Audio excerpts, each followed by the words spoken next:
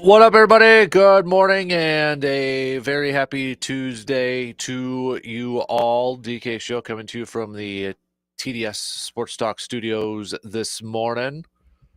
Big thanks for tuning in, however, wherever you're tuning in from. If it's on the radio dials, 105.1 FM, 790 AM, streaming us up online at sportstalk1051.com. Got your video streams, also YouTube, Instagram, Facebook, Twitch. Download, take your Alexa device and say, yo, Alexa, play WAYY. Multiple different ways for you to be joining in on the fun early this morning. What do we have on our game plan? A loaded up game plan for us this morning. Brewers last night falling to the Rangers in game one of their series, 5-0. Quintana was on going up until the bottom of the fifth, perfect up until the bottom of the fifth, but gave up a grand slam, and that was pretty much it. They did add an insurance run in the bottom of the seventh there, but some base running errors from the Brewers. It was just one of those games for the Crew, and they fall 5-0. Quintana getting charged with the loss.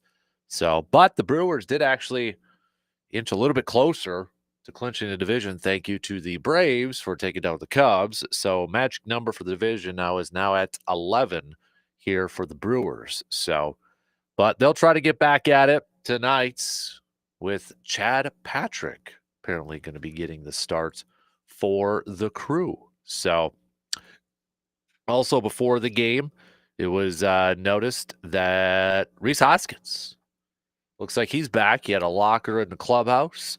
But it sounds like that might see him officially activated today for the Brewers. So getting close to the return of Rhys Hoskins. And Pat Murphy talked a little bit about it yesterday, kind of saying he looks at it like they've got three offensive weapons. Obviously, they got to figure out how the at-bats are going to work for everybody. Who's going to get maybe the majority or who's going to get the starts and such. But Pat Murphy taking it from the approach like, hey, I've got options. I've got some offensive options now with Rhys Hoskins back with the ball club, and I think that's the approach you got to have, right? That's what you got to have.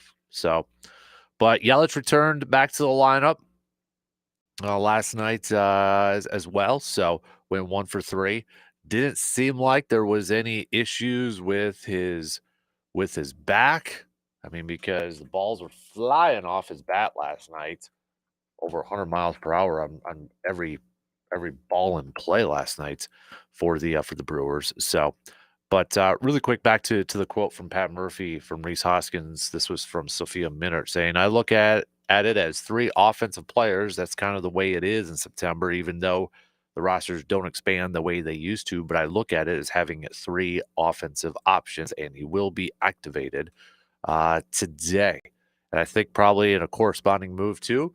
It sounds like Chad Patrick's going to get the start, so they'll have to bring him back in that and get him on there. So expect maybe a few different moves for the Brewers today. So we'll recap last night's game, look ahead to game 2 coming up for the Crew. Packers, it's a short week, remember, because they're right back at it on Thursday night, taking on the Commanders.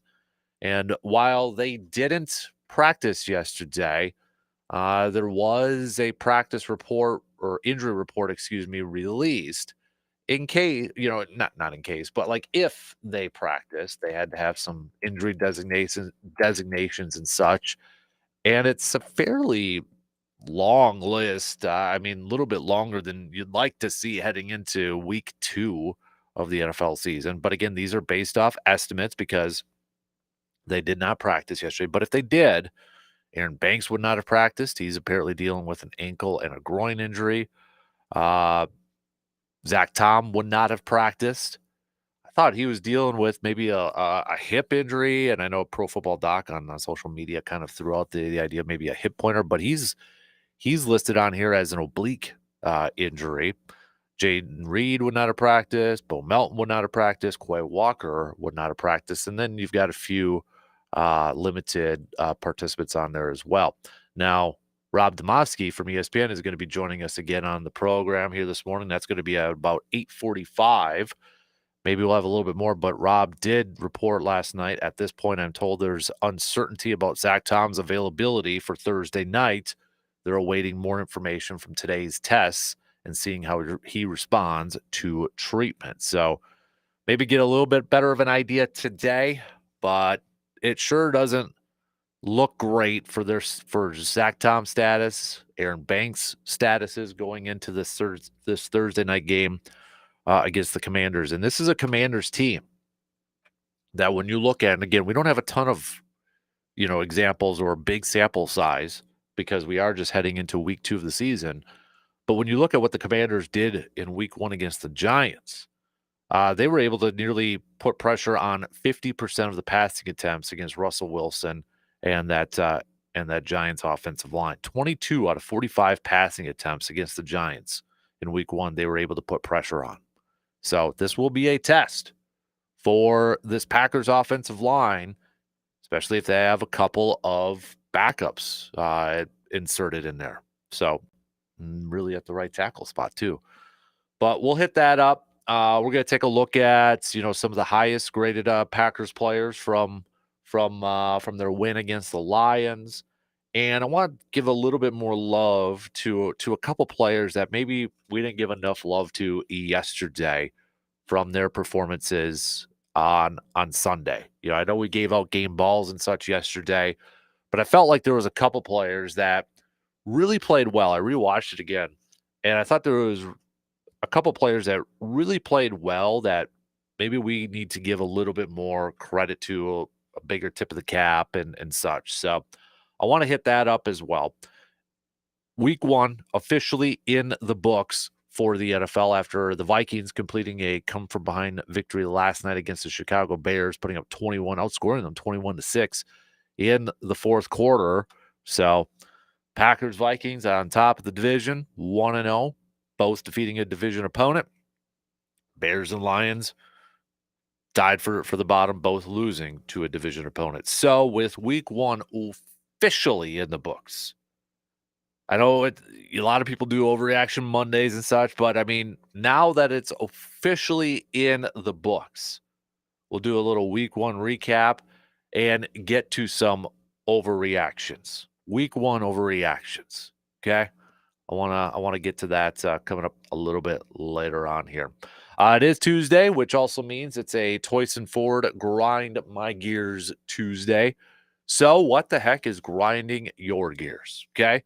You can start to hit us up with a quick text on that Shoe Doctors bullpen line at 715-830-1912, or you can also comment on the video streams if you'd like. What's grinding your gears? We mentioned we're going to be talking with Rob at 8:45. Before that, we'll talk with RJ Cardinal. We'll talk some Badger football with him as we get set for this game against Alabama coming up this weekend. Badgers 2-0. We'll kind of go back to Middle Tennessee, that game, tale of two different halves, as we talked about yesterday. But now we get going here, and kind of outside the win, what are RJ's expectations, or what does he really want to see from this game? Because again, I think a lot of us are probably assuming or going into this game thinking the Badgers have no chance. They're not probably going to win this one. So how do you approach this game? What's what are you kind of looking at? What are you kind of paying attention to, I suppose? So we'll touch on that as well. So there's your game plan for this morning. We're going to talk some Packers. We're going to talk some Brewers. We're going to talk some Badgers. We've got a couple guests lined up here as well. It's a Toyson Ford Grind My Gears Tuesday. So let us know what in the world is grinding your gears. Best ones I'll read on the air. Just make it appropriate so I can say it on the air. All right. So, but let's get things rolling here this morning on the leadoff. We're going to open it up, give the honors to the Brewers, with the Brewers last night falling to the Texas Rangers But thanks to the Braves taking down the Cubs yesterday, Brewers actually moved a little bit closer to clinching. That magic number went down to 11. We began the day yesterday with the magic number at 12 to clinch the division. But with the Cubs losing, because remember, magic numbers again are based off of a combination of wins and losses. So the Braves helping out the Brewers last night and getting that number down to 11 to clinch the division. Brewers still holding on to a 4.5 game lead over the Philadelphia Phillies for the top spot in Major League Baseball, the top spot in the National League. So, but that's something we're going to have to kind of watch here too, because you look at where the standings are at. Brewers still the best record in all of Major League Baseball. Phillies now just 4.5 back. Then you got Toronto and then Detroit. So might have to cheer for the Mets if you're a Brewers fan. I know it might still be a little bit painful to be cheering for the Mets, but kind of have to do that right now if you want the Phillies to move down a little bit more in the standings there, not catch up to the Brewers for that top spot in Major League Baseball. So, all right, let's get things going here this morning. We'll get the lead off, talk a little baseball, talk a little Brewers baseball. 17 more games left in the regular season. That is it. That is it. Let's get things rolling here this morning. All right. Quick break, and we'll be back to get the leadoff going.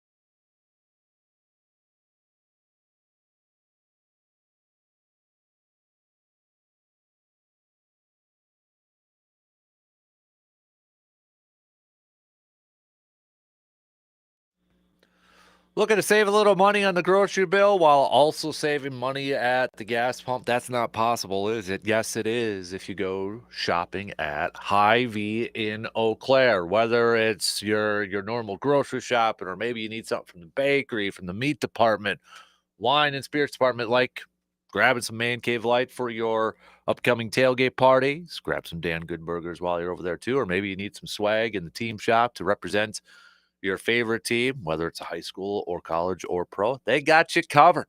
Everything's at Hy-Vee that you can imagine. So stop on by, start saving both on that grocery bill and start saving on the fuel bill or the gas bill too with the fuel perks they got over there. Or if you're looking for a quick meal too, telling you, they've got some really, really good options. A lot of different options over there too. Plus, food court. I mean, come on, got different options over there too for a quick meal as well. So you can get it all done at Hy-Vee in Eau Claire.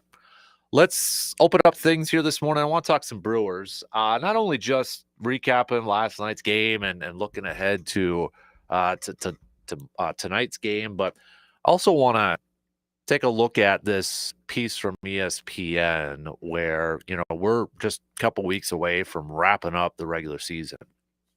And they've got a piece up why each 2025 MLB contender can or can't win it all. The Brewers are listed on there. Do they have them as a real contender or pretender? And we'll tell you why they have it, yay or nay. So I want to get to that coming up here in just a few minutes. But just to go back to last night's game. So before the game, found out Rhys Hoskins is going to be activated today. And today, as we know, is the deadline. So he already had a locker in Arlington yesterday. Writers noticed that right away. That like, oh, okay, he's going to be up here. But it wasn't yesterday. It'll be today, probably along with Chad Patrick, because Chad Patrick's going to get to start today for the Brewers. But Pat Murphy kind of talking about it, taking the approach. I've got 3 offensive options right now, and really that's the approach you have to have with this whole thing. I mean, we've talked about it at length. Is like, what are you going to do? How are you going to do this? How are you going to get enough ABs for everyone? And that's still going to be a question to see how it all kind of plays out for this Brewers team. But instead of trying to pull your hair out and trying to figure out who gets a start, how am I going to get enough at-bats and that, I think you got to take it from a positive outlook and be like, all right, I have these options now. I'm able to do this. I'm able to do that. I've got the ability to do this. So yeah, on one hand, you can take a look at it from the glass half empty approach. Be like, dang it, I don't know what to all do for all this. Take it from the glass half full and be like, dude, I got options. Man, I've got some options here. I could, do this. I could do that. I've got options. And I think that's the approach that you have to take in this whole thing. Now, the question's going to be like, okay, but still, how is it all going to play out? And I think you just have to go with, all right, who's got the hot hand? And it's going to have to come.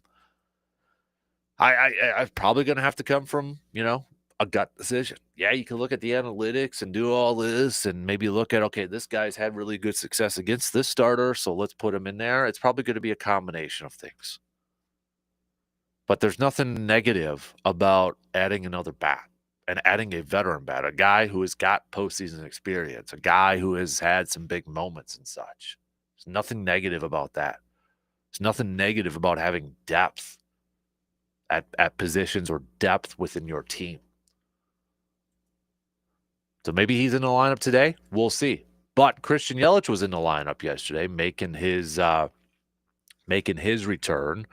And Yelich talked a little bit to the media yesterday, saying about his back. I was not worried for a second about it. I knew when I missed time that it was going to spiral out of control with the stories and the narratives and all that stuff. Obviously, he's referring to, he had the back surgery last year. There was probably a lot of concern from fans and like, oh, no, here we go again. Here we go again. Also said there was not one thing that hurt it. It was just playing a lot in a short amount of time and wasn't feeling the greatest. And yeah, sometimes I did have back surgery, so you're going to have days where you're a little stiffer and sore. It's kind of where we're at in the season. We just wanted to make sure that everything was all good going down the stretch. And if you look at it from last night's game, 1 for 3.5, but dude was hitting it hard. He was getting a good bat off the barrel, or a good ball off the barrel. So I mean, there was some speed coming off of that. So he sure looked like he was good last night. He was healthy. So really, right now, I don't think there's a whole lot of concern surrounding Christian Yelich going forward. But maybe too, with the return of Rhys Hoskins, maybe they kind of give him a little bit more time off and just make sure that he's ready to go and healthy for the postseason. But at the same time, if he's just going to be a DH, you kind of want him to get AB so he gets back into that rhythm and that flow, right? You want to keep him kind of get that mojo going a little bit. But we'll see. Last night, it was kind of a pitching duel up until the 5th inning when Quintana gave up the grand slam to the 8th hitter in the lineup for the Rangers and such. The one mistake right there. I mean, otherwise Quintana was pitching well. He had some mistakes, base running mistakes from the Brewers, Cheerio, Perkins, and that. It felt like one of those games. You know what I mean? Like just one of those games where it's not going to be the night. Not going to be our night. Seems like a few things just going wrong. Mental errors, stupid mistakes, one bad pitch or a couple bad pitches, and there you go. And remember, I mean, the Rangers are a team that's still competing for a postseason spot. They're still in this wild card hunt right now. And with last night's victory, Texas is still 1.5 back because Seattle still up there. They won. So, I mean, they're fighting and they're clawing to try to get back into that wild card race. So you're going to get the best. And you're going to get a motivated ball club coming at you. And I think the Brewers know that. They understand that. They get it. But the Brewers also have a little something to chase. They're being the chasee right now. They're getting chased. But they also know what's at stake. Division, not wrapped up. Phillies, getting closer. So, I mean, they're still – it's not like the Brewers don't have anything to play for or something to kind of keep them motivated and focused and such. Yeah, this series means more to the Rangers than it does for the Brewers if you had to pick one. But the Brewers still have something to chase and something to go after. And they know it. They know it. Going on the mound tonight for the Rangers is going to be Jack Leiter, who's coming off of a loss against Arizona back on the 3rd, but he went 6 innings and just 2 earned runs. Before that, he picked up a couple of back-to-back wins against the Athletics and Cleveland. But he's been pitching really well as of late. When you go back to August, he finished the month of August, 6 games started, 2-1 with a 2.76 ERA. And as we mentioned, September, he got charged with the loss against the Diamondbacks, but he gave up just 2 earned runs in that contest. Heck, go back to July, he was 3-1 with 4 starts. So, looking at kind of the lineup, not really any experience going up against him. Vaughn and Jansen have a couple ABs against him, but they're offers. So, can the offense resurrect itself tonight, unlike last night? Can it resurrect itself, put up a crooked number, and help out Chad Patrick, and give him some run support in this game? Maybe early in this game too. The last time we saw Chad Patrick was back on Euchre Day against the Giants. No decision, 5 1/3, but 2 earned runs. Didn't pitch bad at all. He was solid. I mean, remember, Chad Patrick earlier in the season too was getting some like rookie of the year winks or maybe even some mentions and such. And you look at his last couple of starts. Mentioned the Giants one, but even the Cubs one on the 19th when he got charged with the loss. 3 earned runs in 5 innings. So it's a little bit of a unfamiliar territory, if you will, for both these ball clubs going up these both these pitchers. But can the offense, I think the biggest key is, can the offense give some run support? Put up a crooked number right away against the Rangers, kind of set that tone and give Chad Patrick a little bit of cushion. That to me is going to be a big key for tonight's game. All right, I want to take a quick break here, and then I want to talk about this piece from ESPN.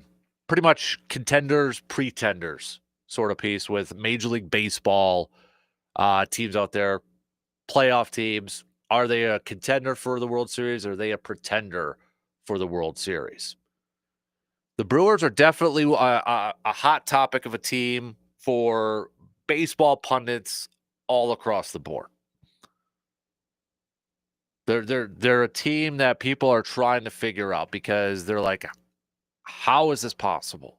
How are the Brewers able to do this? They're not supposed to be able to do this, for crying out loud.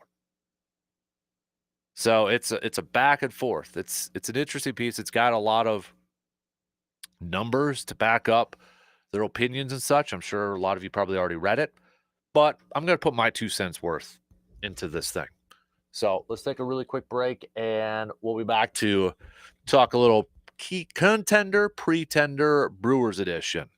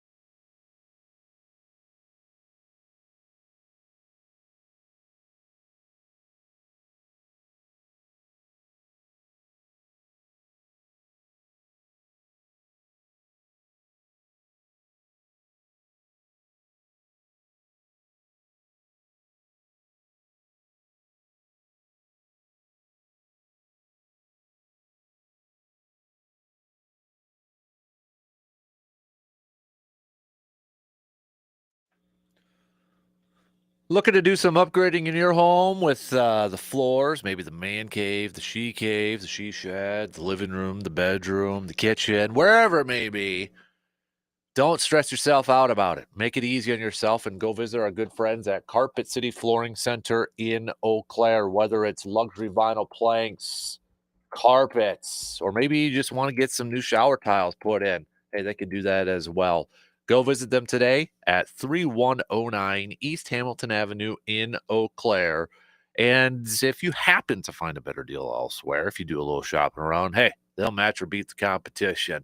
I can guarantee you're going to get top of the line customer service from our good friends at Carpet City Flooring Center. Even if you're not sure, I'm not sure what style would look or work the best in our space, they've done that for us numerous times, helped out with that. So they can help you out with that too. So again, 3109 East Hamilton Avenue in Eau Claire, Carpet City Flooring Center, Wisconsin's premier flooring store. Contender or pretender? You're going to probably hear that a lot more as we get closer and closer to the playoffs for the Brewers. Well, the mothership, ESPN, has 14 teams why each 2025 MLB contender can't or can win it all. First team up for their analysis, the Brewers. Real or not, the Brewers don't hit enough home runs to win the World Series, is how they begin it. Years ago, in explaining why Billy Beane's Oakland Athletics had failed to advance to the World Series in the early 2000s, former ESPN analyst Joe Morgan argued that teams have to, quote, manufacture runs in the postseason. The A's played station-to-station baseball, drawing walks and hitting home runs. If you sit and wait for a 3-run homer, you're still going to be sitting there. That's what Morgan said. And as ESPN says here, well, Morgan would love the Brewers' postseason chances as they haven't relied on home runs to generate their offense, ranking 19th in the majors in homers despite ranking second in runs scored. Problem is, as they make the case, Morgan was wrong then with his analysis, and he'd be wrong now. Home runs are a key to postseason success. As they break it down, here's the record for teams that out-homer their opponent in the past 4 postseasons. Last year, 23-8. Year before, 25-3. 2022, 22-6. 2021, 25-2. As I said, added up, the teams are 95-19 when hitting more home runs. So, makes it sound like they're going to say the Brewers are a pretender. Wrong. They still say the Brewers are a real contender. Their verdict is real. As they note here, now there are 2 scenarios here that could still work in the Brewers' favor. The pitchers don't allow home runs either, tied for the 5th fewest in the majors. It's also possible that the Brewers can get hot enough and hit enough home runs in October.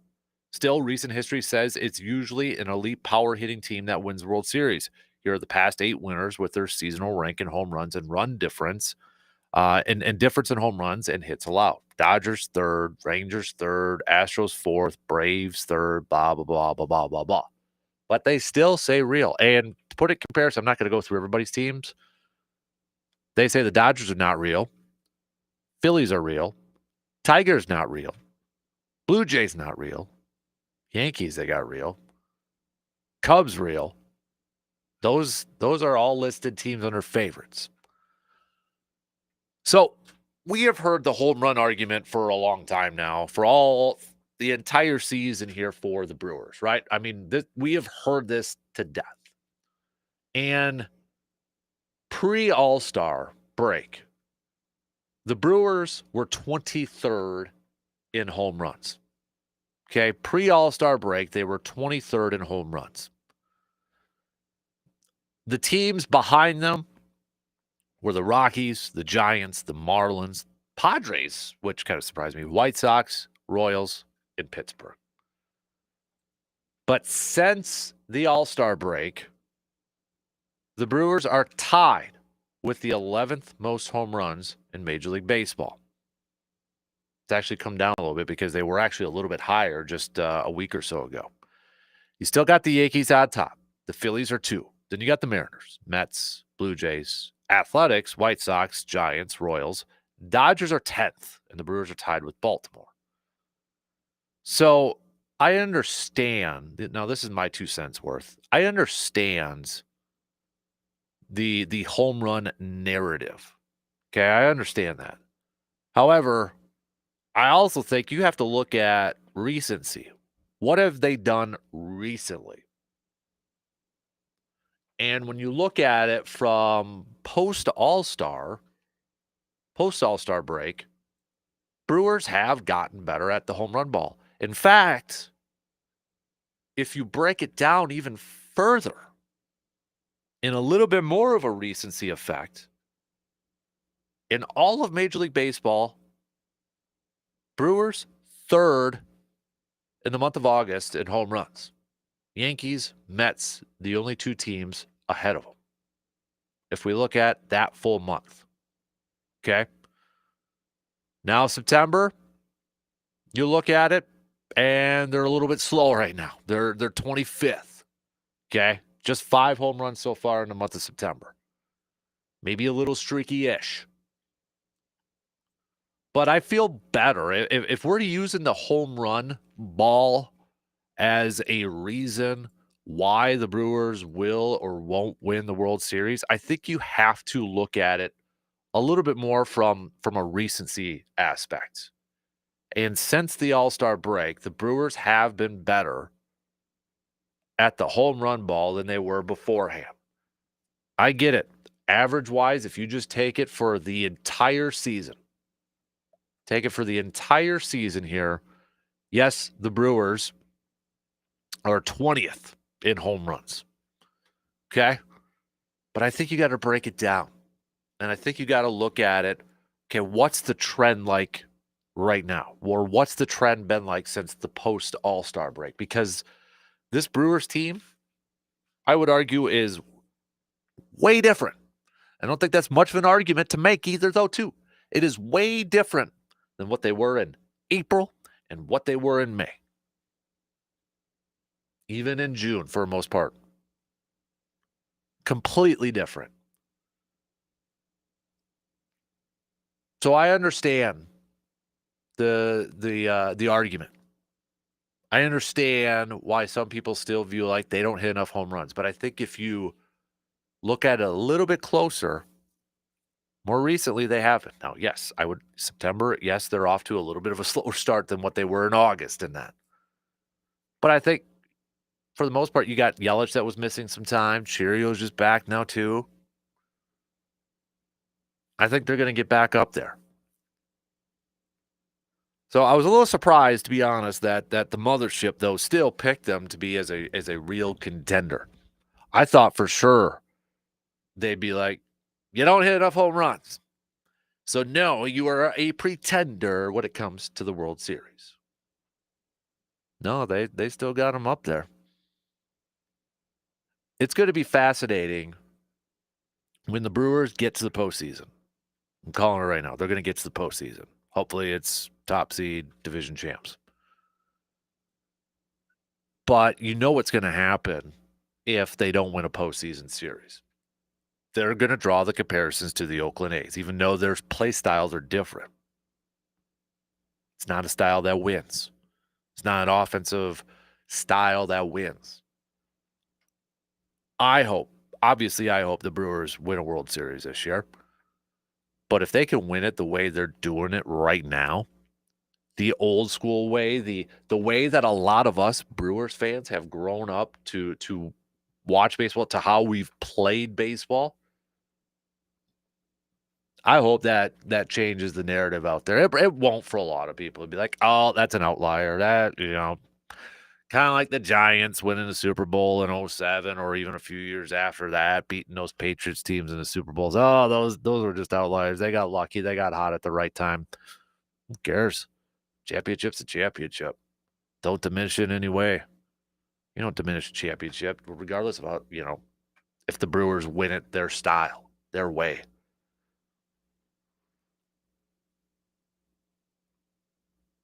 I think a big part, though, too, when it gets to postseason success and, maybe advancing through the postseason and hopefully getting to a World Series is just playing good baseball at the right time. Going into the postseason, playing some really good baseball doesn't mean everybody that's, heading into the postseason is and they're hot means that they're gonna, win a series or two. But I think momentum is such a key factor in any sport when you get to the postseason.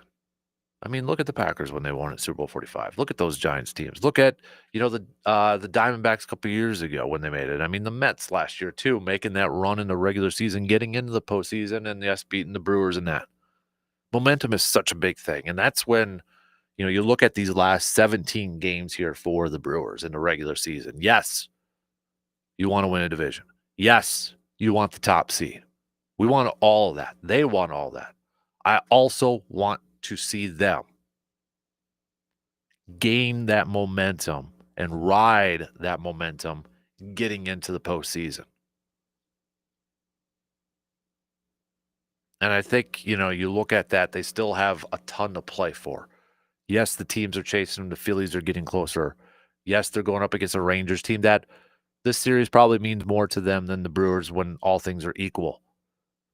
But let's not pretend either that the Brewers don't have anything still in front of them outside of a division championship, outside of a top seed. Play for that momentum. Play for, hey, let's end this last month playing some of our best baseball and ride that wave into the postseason. That's what I want to see from this Brewers team. All right, let's take a quick break, and then we'll wrap up the first hour. Coming up next hour, I do want to talk some green and gold. Micah Parsons with some high praise for Lucas Van Ness. We'll tell you what he had to say about Lucas Van Ness, plus some Pro Football Focus grades coming out for the Pack, maybe some surprising grades for some players.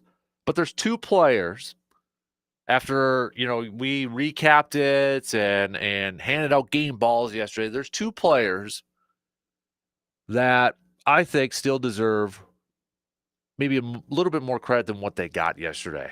Kind of maybe flew under the radar. One more so than maybe the other. But I'm going to give you two players that I want to talk about coming up next hour. So we'll take a quick break and we'll wrap up the first hour coming up after these quick words.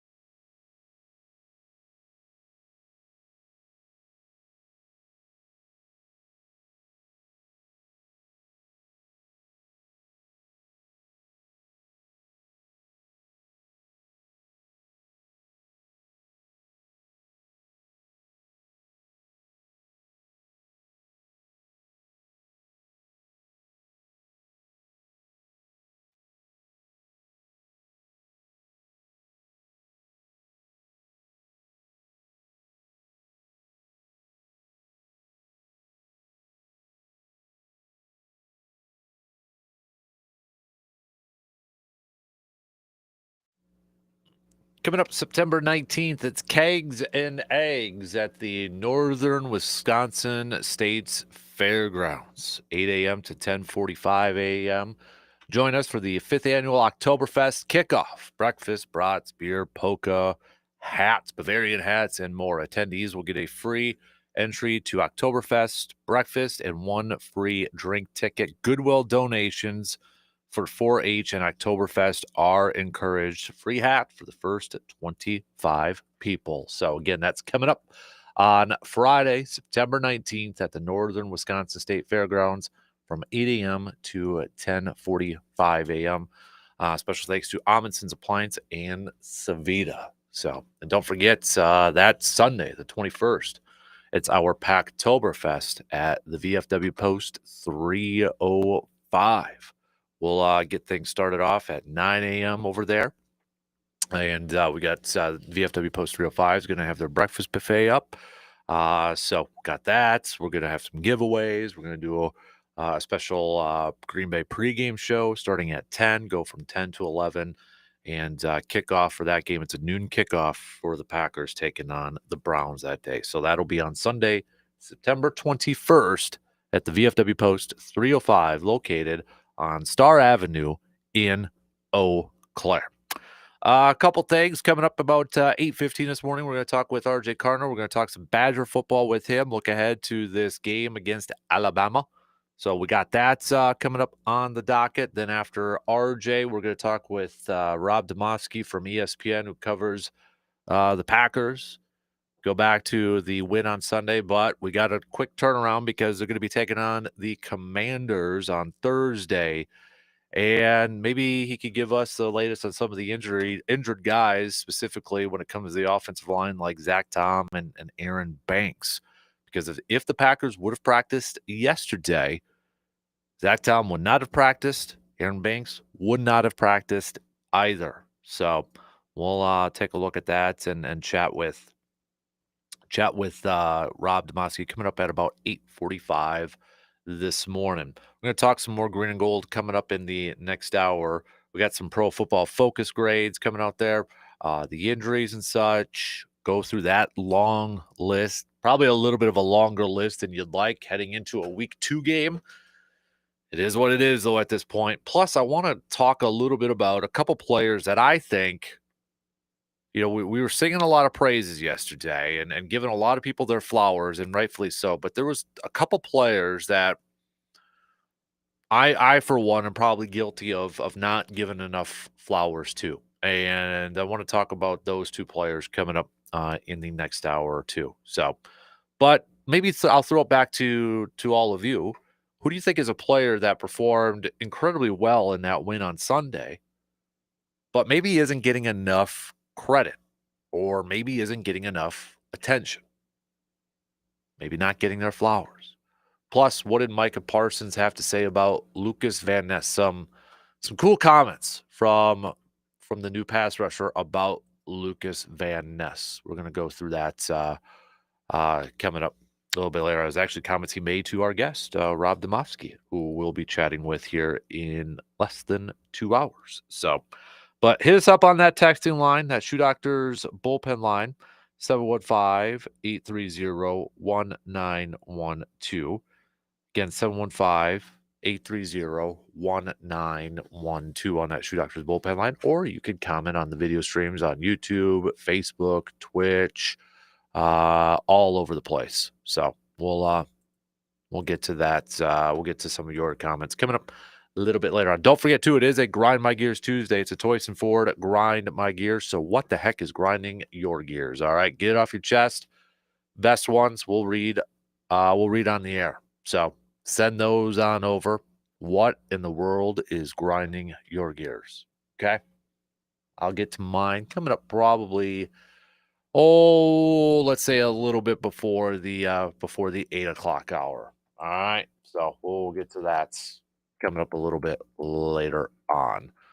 I'm trying to load up who's got the quick lead for our Pro Football Weekly Pick'em Challenge to see if it's still, was it James yesterday that we said was the leader? Is it still James? It is James and Luke. Wow, James and Luke still at they're at 14 there, but a boatload of us, including myself, sitting there at 13. So, all right, we got just a couple minutes left. Good morning, Morgs. How much did you make of the game last night? Halftime, all of it? I watched all of it. Did you? Mhm. That's a trooper. Yeah. What'd you think? Yeah. I'm not too concerned about them right now. Do you have more Vikings fans or Bears fans in your life, though? Since we're around here now, it's Vikings fans. Okay. Yeah. Did it make the call that you thought it would towards the end there? I picked the Vikings to win. Did you? So, yeah. Well, that's not too bad then. Yeah. So So how do you feel about the summer temps coming back into the week? I hate it. You do? You're done? Was that taste of fall enough to make you want to call it? I want fall. Kind of true, right? Yep. Especially with hunting season coming up, I want fall. Now, are you going to do anything other than deer? Because bear season starts tomorrow. Yeah. No, I'd like to go do With some dogs. duck hunting, but probably not going to have time to. So Have you ever birded before with a dog? not with a dog. No. Would you? Yes. Okay. 100% I would. So if you were going to be a sportsman that had a bird dog, do you have a name locked in for that dog? Because my brother-in-law does. He's got Dottie the bird dog. But she's like, she'll kill anything. My sister comes home to woodchucks and turkey and everything else sitting in the yard. I don't have a name yet. You have to have a dog name picked out? Because it's not going to be I'm not going to have a chance to pick the name out. Oh, that's true. So You're going to have someone else on the case for you. yeah, exactly. Have you birded before or dog hunted before? No, I have not. Do you consider hunting, fishing, that kind of thing, sportsman type stuff in the same category as traditional sports? Like, do you swoop that in there? So then how would you rank your top 5? Football, deer hunting, basketball? Like, how would you arrange the whole list? Football, deer hunting, baseball, golf, fishing. Okay, that's a nice, well-rounded Wisconsin list. I don't think you could argue with that shakeup too much. No. If there was anything that would replace football on that list, what would it be? Hunting? Yeah. You're ticking down the days. Because it's like that's one of the main things I look at when that Packer schedule comes out is around deer hunting times. So. Most people, I think, feel that way. It's like, okay, am I going to wear blaze orange to Lambeau, or am I going to miss the game and be in the stands? Exactly. Choices to make. All right, thanks, Morgs. Thanks, Kasper. One in. We'll be back after these news updates.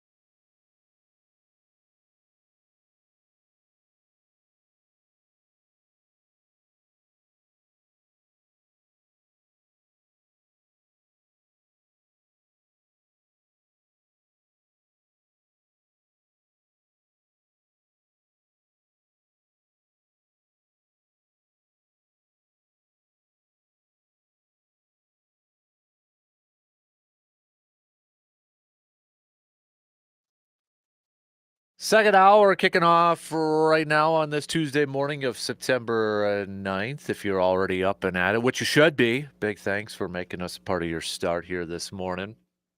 Coming up next hour will be a busy 8 o'clock hour as we're going to talk with RJ Cardinal. We're going to talk some Badgers with Mr. Cardinal, getting a set for that Badger versus Alabama game coming up on Saturday.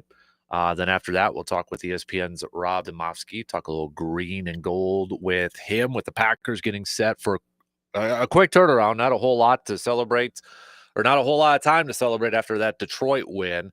Thursday night game going up against the Commanders. So we'll talk a little green and gold with Rob coming up at about 8:45 this morning. It is a Toyson Ford Grind My Gears Tuesday. So what in the world is grinding your gears?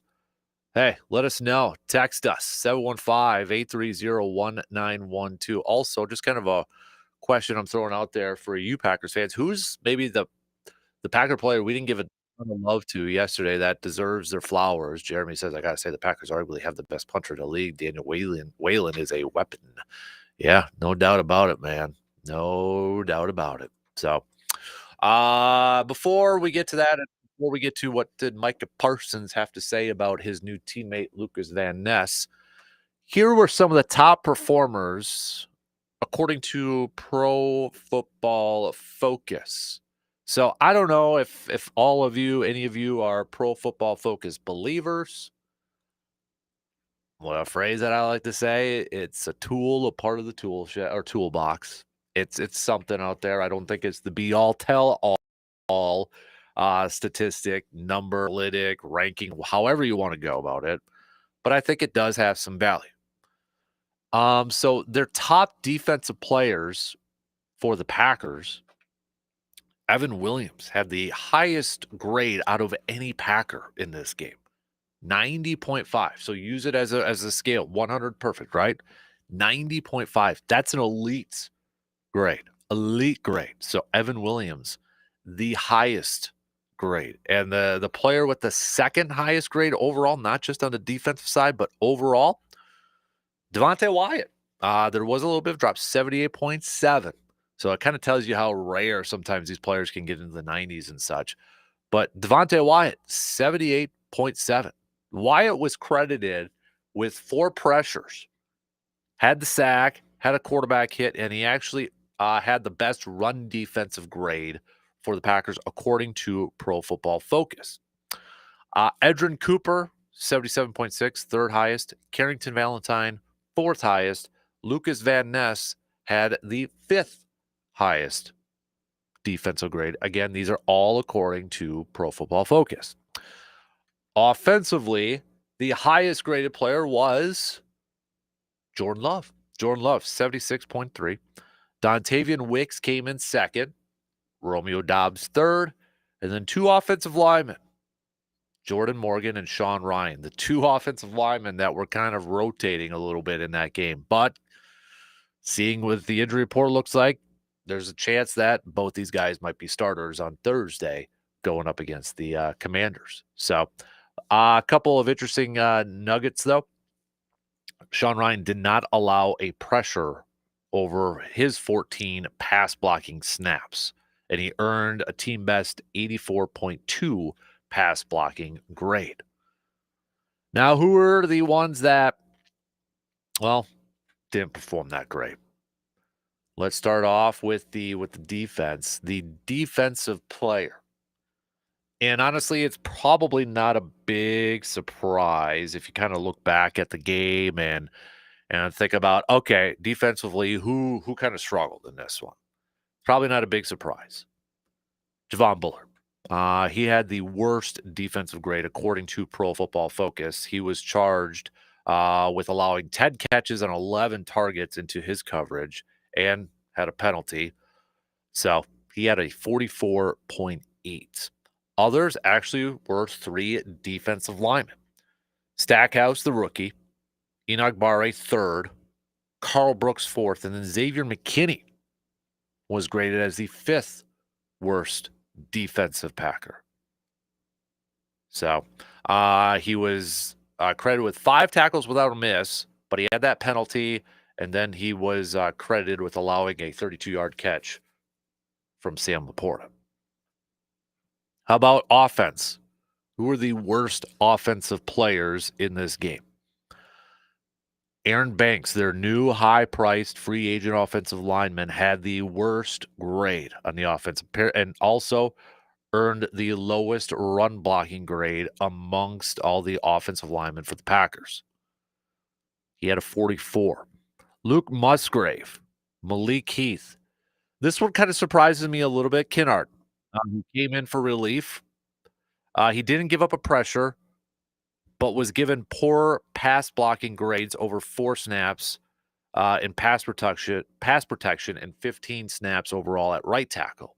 So I think, though, where he really made his mark was in the running game, because when you saw some of Josh Jacobs's nice runs in that second half, they were to the right side, and you saw Kinnard going out there and making, I think, some solid blocks. And speaking of Josh Jacobs, he had the 5th worst offensive grade.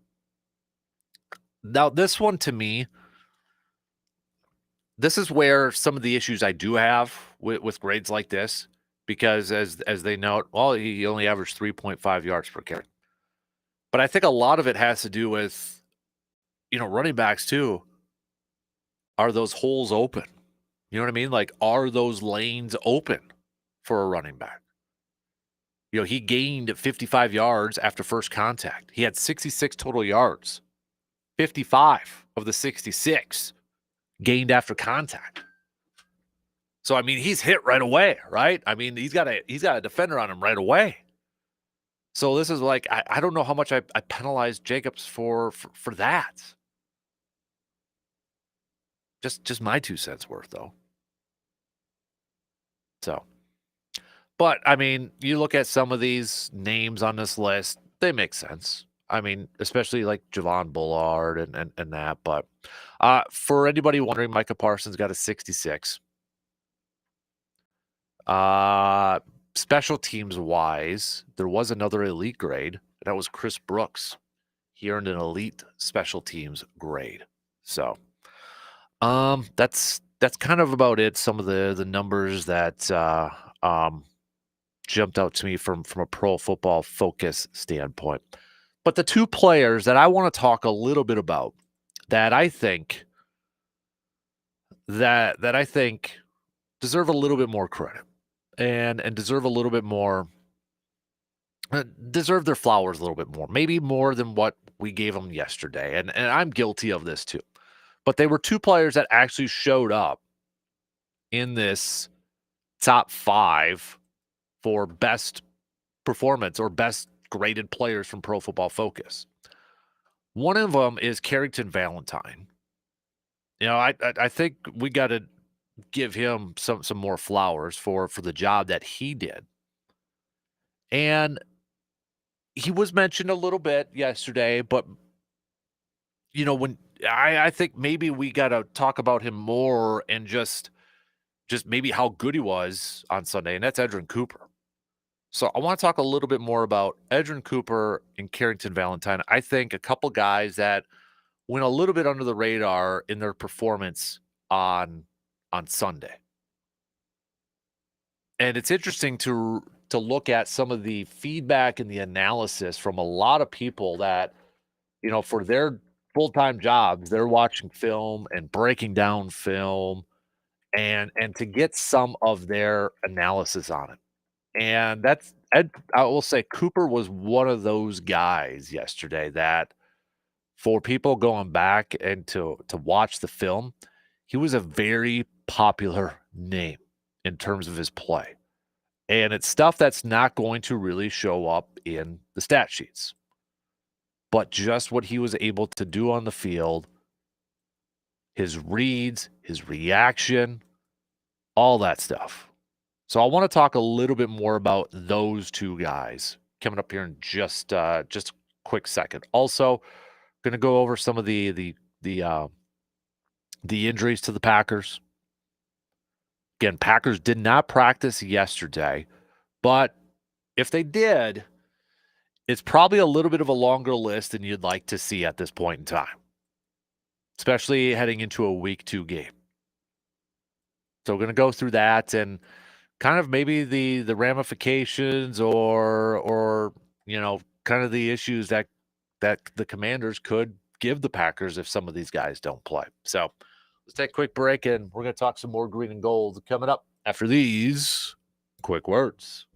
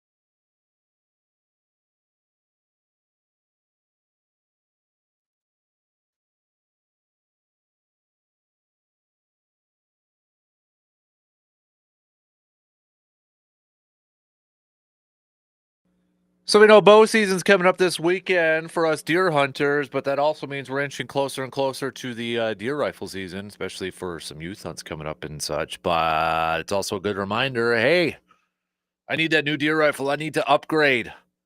I got to get going. Where do I go?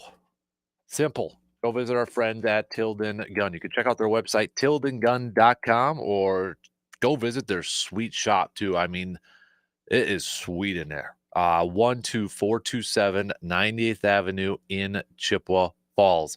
Sean Hunter, they'll help you find just what you're looking for. Whether it's brand new, they've got a wide selection of used firearms too. That maybe you're looking for a first one, or maybe you're just looking for a temporary one. Whatever the case may be, Tilden Gun. They can help you out to find that new deer rifle for this upcoming deer season. So with the bow opener coming up this weekend, it's a good reminder that just around the corner is going to be deer gun season. Go visit our good friends at Tilden Gun. So here is your injury list. It's fairly long. Again, Packers did not practice yesterday. So these are based off of estimates. Okay? Based off of estimates. But if they did practice yesterday, Aaron Banks would not have practiced. Brenton Cox Jr. would not have practiced. Bo Melton would not have practiced. Jaden Reed would not have practiced. Zach Tom would not have practiced. And Quay Walker would not have practiced either. Now, I'm sure there's going to be some of those guys that are more serious than others. And I think the two, Quay Walker, I guess we'll find out a little bit more about him possibly today. But I think we're all really kind of focusing on the two starting offensive linemen, Aaron Banks and Zach Tom in particular too, right?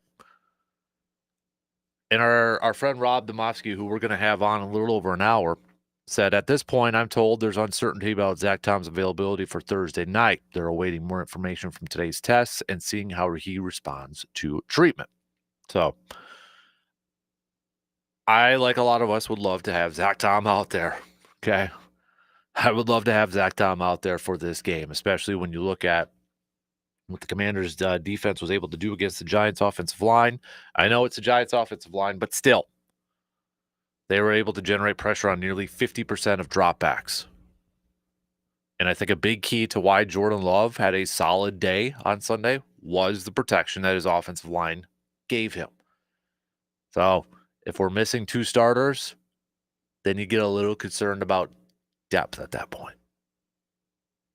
Just my thoughts. Now, I don't know if that would mean that maybe Morgan goes to play right tackle, or does he go play left guard? Probably left guard, and Kennard probably goes to right tackle would be my guess. I could be completely wrong, but we'll see how it all kind of, or maybe Belton gets right tackle, then Morgan goes over there. We'll kind of see how it all plays out. So, but there's two players that I want to talk a little bit more about that and when I say we, me, probably didn't give enough credit to yesterday, probably didn't give enough attention to, probably didn't give enough flowers to for their performance on the game on Sunday. And that's Carrington Valentine and Edrin Cooper. And if you kind of follow some people like, for example, Mike Renner, who we've had on the program numerous times from CBS Sports, used to be from Pro Football Focus, breaks down the film, watches the film after games, the all 22 and such. And he was one yesterday too that singing the praises of Edrin Cooper, rewatching the game. Okay. And I mean, the tweet that he threw out there while rewatching some of the game yesterday, I mean, you're singing high praises. He said, looked like an all-pro yesterday. And we know Edrin Cooper is coming in with a ton of expectations this year. We saw glimpses of it last year. We saw what he could really do really do as a player. And so he's coming into his sophomore year with a ton of expectations and a ton of hype. And I know it's only week one, okay? But we saw a lot of good things from Edrin Cooper that might have gotten not as noticed as much. Now, he did have 3 missed tackles. Okay, so if we're going to sing his praises, we also got to acknowledge that the dude also had 3 missed tackles. But if you just kind of go back, and I rewatched the game yesterday, pause, go through certain stuff, and just to see the reaction, the speed of Edrin Cooper. And I know I said this about Cooper last year. I don't know if we've had a linebacker, if the Packers have had a linebacker that has that type of speed, that has that type of reaction, that can read the play as well as Edrin Cooper did last year and kind of did in game one. And you look at, even just from a coverage standpoint, what he was able to do against Jahmyr Gibbs. Now we know Jahmyr Gibbs, 10 catches, okay, but just 31 yards. And a lot of that came from Edgerrin Cooper. Jahmyr Gibbs versus Edgerrin Cooper. So Edgerrin Cooper was credited with five reps against him, 5 targets, okay? 5 targets, 5 receptions. And you're like, oh, he caught it every time. 9 total yards. Those are those passes out on the flat. They're a little screen pass or whatever. And Edgerrin Cooper, the sideline to sideline ability, that reaction time, that speed that he brings is amazing. Cooper was actually credited, I don't know if that's the right word, but that's the word I'm going to use, with 8 targets on him. He allowed 8 receptions. So 8 targets, 8 receptions. Okay? 29 yards. 29 yards. A lot of that, again, coming from Jahmyr Gibbs. We're talking about one of the better playmaking running backs, versatile running backs in the entire National Football League. And he was able to neutralize him to where he wasn't taking over the game, to where he was not allowing Jahmyr Gibbs to run havoc. Edgerrin Cooper was also, according to Pro Football Focus, credited with 8 stops. So what's a stop, according to Pro Football Focus? A stop is a tackle creating a failure for the offense. Okay? Big stops. Impactful plays. That was 8 he had in that game that Pro Football Focus gave him credit for. And I'm sure if you go on social media, like the X/Twitter, whatever we're calling it, and you look at some cut-ups of Edgerrin Cooper, you're going to see it for yourself. The dynamic play. There is one play in particular where Cooper, if we're looking at it, okay, you're looking at it from the defensive side. Cooper is lined up on the left. Quay's in the middle, okay? It's a handoff to Gibbs. Gibbs starts to kind of go up the middle to the left. Nothing's there. He changes direction, goes the complete opposite way. Cooper runs across the field, across the play, okay? And is able to be a part of the tackle, takes him down for a minimal gain. Oh, this would be a great one when we move into our new studio and we have better cameras and such, and this would be like the marker board play that Bloomer Tony gave us ideas to break down plays. But you look at the sideline to sideline play that Cooper was able to do to read and react and get that speed and athleticism to navigate through traffic and take down the running back. That's the type of stuff that we're talking about here with Edgerrin Cooper. That doesn't show up in the stat sheet. Sure, the tackle or the half tackle will show up in the stat sheet. But how he got there, what he had to do to make that play. Here are some other numbers from Pro Football Focus for Edgerrin Cooper to wrap it up before we get to Carrick to Valentine. Out of all the defenders in week 1, he finished 4th in tackles. Those stops, those 8 defensive stops, second most. He had 5 defensive stops in coverage, tops. He had an 81.8 rating when targeted. Those are really, really good numbers, really solid numbers for a second-year linebacker. And I know his name has been mentioned or was mentioned a little bit yesterday when we were kind of handing out game balls and singing praises and all that, but maybe not as much as it should.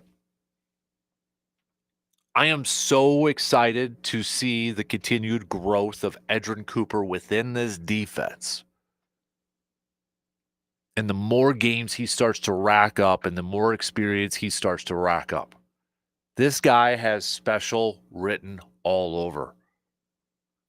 And the fact that this improved defensive line with Micah Parsons, we talk about that trickle-down effect. Cooper is going to be one of those big-time benefactors from a guy like Micah Parsons up there.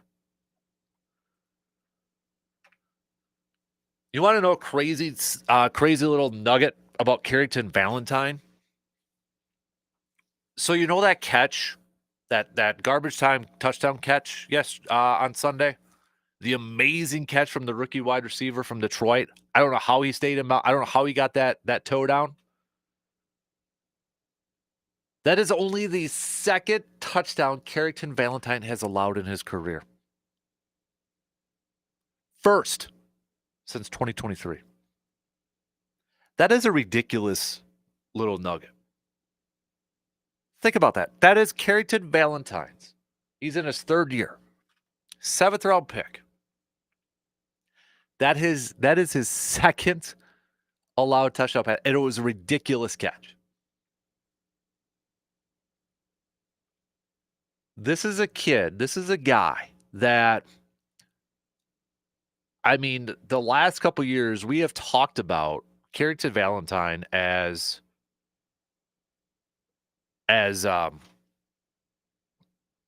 we've talked about the cornerback groups and, the improvement, and we got to get more guys there. And, the Packers, they signed Nate Hobbs, and it's like Nate Hobbs and Keyshawn Nixon going to be the top two.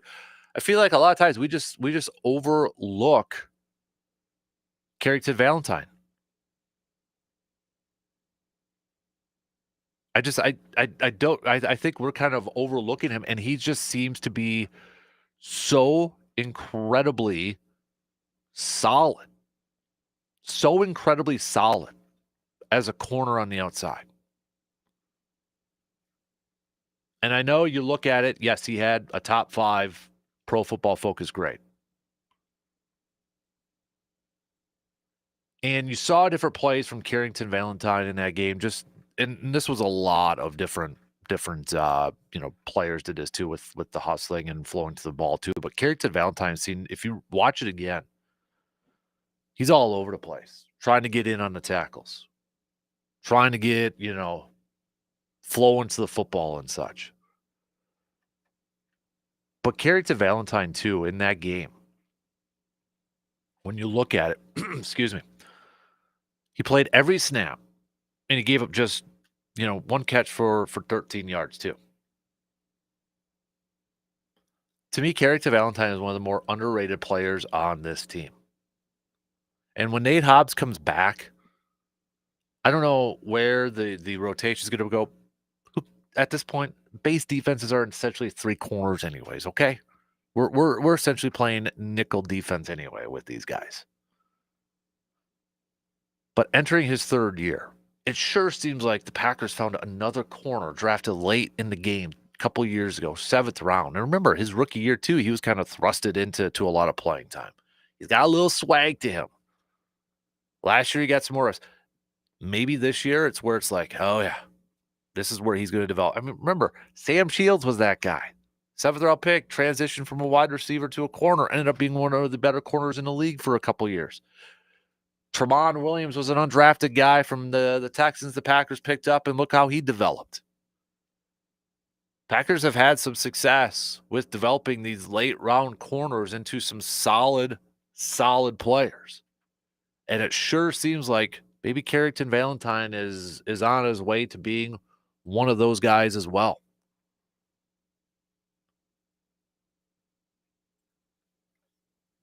All right, so what did Micah Parsons have to say about Lucas Van Ness? And let's be real. Micah Parsons essentially took Van Ness's starting job. But what did Parsons have to say about the outlook for Lucas Van Ness? We'll tell you coming up after these quick words.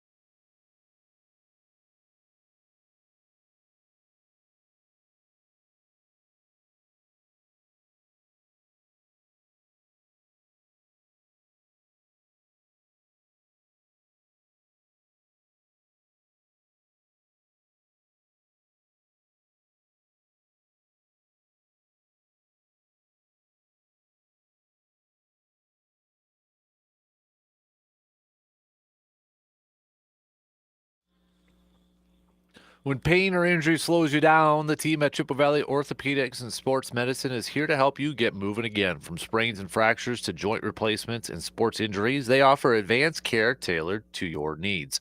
Their experienced doctors and therapists work with you every single step of the way, from diagnosis to recovery, so that you can get back to doing what you love. Convenient, compassionate, and focused on results, they're the experts in keeping you active. Go visit cvosm.com to get started today.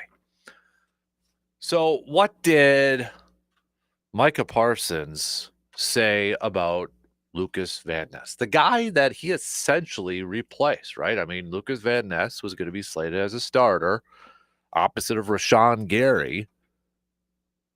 I'm sure, I don't know what Lucas Van Ness is. Part of me would be like, okay, he's human, probably maybe a little disappointed, like, okay, maybe I'm not going to be a starter anymore. And, how are my reps and snap counts going to change? How much are they going to diminish in that? Maybe, maybe there's just a little bit of, I don't want to say animosity or anything like that, but you may be a little bit down in that. So, but Van Ness can maybe take one thing, and that's he's got a big time supporter in Micah Parsons in his corner. And we're going to ask Rob about this too, because this is what Micah Parsons told the media and such, that he's a big time. He's got high expectations for Van Ness this year. Quote, "I'm telling you, I think Van Ness is going to have his best year yet this year. I'm going to make sure of it. That guy, he's a very selfless player, like very selfless. He's one of them guys that can go anywhere. He plays the run. He does everything. He's the high quality player that you just want to be around. I'm going to make sure that guy gets as many plays as possible. I believe in him.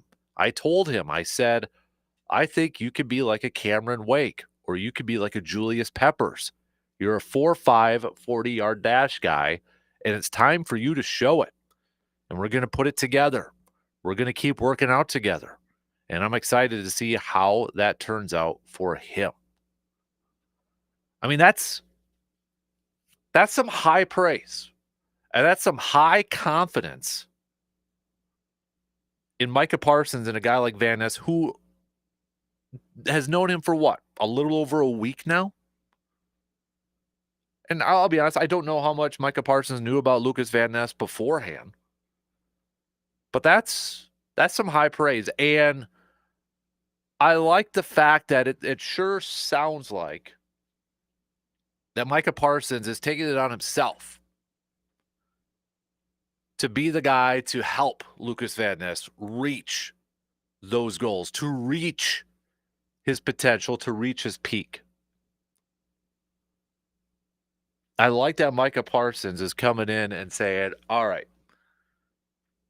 just everything that he has said since joining the Packers, and I know a lot of you have chimed in with this, with the kind of a similar notion and comment, but it's just been really impressive with some of the comments that he has said and his approach and this leadership that he kind of wants to bring with him, like almost a mentor. I mean, the guy's only in his mid-20s, he's 26 in that, but you hear that stuff.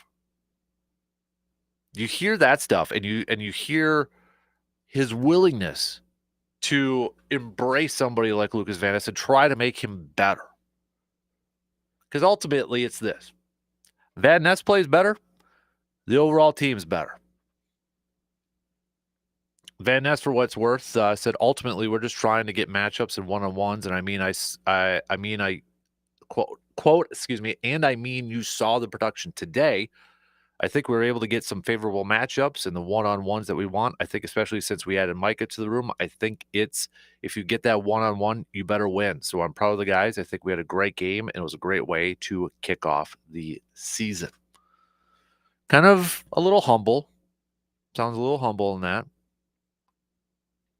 But we did get a glimpse, and apparently it's called Cheetah. We did get a glimpse of this defense where Van Ness's defensive tackle lined up there. and you get Parsons on the field, and you get Rashawn Gary on the field, and we saw Parsons, lining up over the center too. We're gonna see this more as the season goes along, and I saw some draft people out there too. Actually, apparently made the notes, and I wish I would have saved it, but they said, according to some of their draft scouting reports, that they kind of thought Van Ness would succeed more as a defensive tackle. So they were kind of excited to see what he was able to provide at the defensive tackle spot.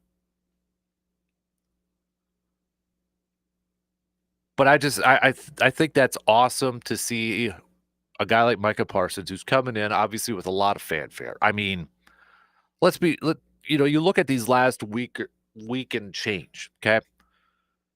The guy is coming in with a ton of excitement. We know what he brings to the table. We know what he brings to the field. The fans are pumped up. There's a lot of attention on him. He gets introduced last. And, he's getting all this. He gets a sack, and everybody goes nuts. More so than maybe if somebody else got a sack. For some, maybe that goes to their heads a little bit. It doesn't feel like that's the case with Micah Parsons. At least right now, it doesn't feel like that's the case. And it was kind of, I was reading this a little bit yesterday too. Apparently, Matt LaFleur decided on Saturday night that, all right, Micah Parsons, we're going to introduce you last. We're going to introduce the defense, and we're going to introduce you last. We're gonna kind of embrace you. And this was from Matt Schneidman from The Athletic, this piece. LaFleur told him, we're going to give you that embrace that you deserve. Talking about being intro last. And apparently it was going to be Xavier McKinney that was going to be introduced last. And LaFleur talked to McKinney and such. Obviously, saying this is what's going to happen in that. And McKinney said that, quote, we talked about it. I understand he's a big addition to the team, big addition to this defense, and blank, give the fans what they want to see. So blank, I'm all for it every time. Kenny said it doesn't matter that if he's announced last in these home games. I ain't tripping.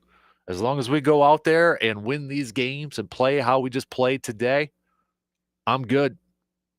And apparently Rashawn Gary kind of told him too that the ground's going to shake and that when you go out there. So it was definitely, I think there's this respect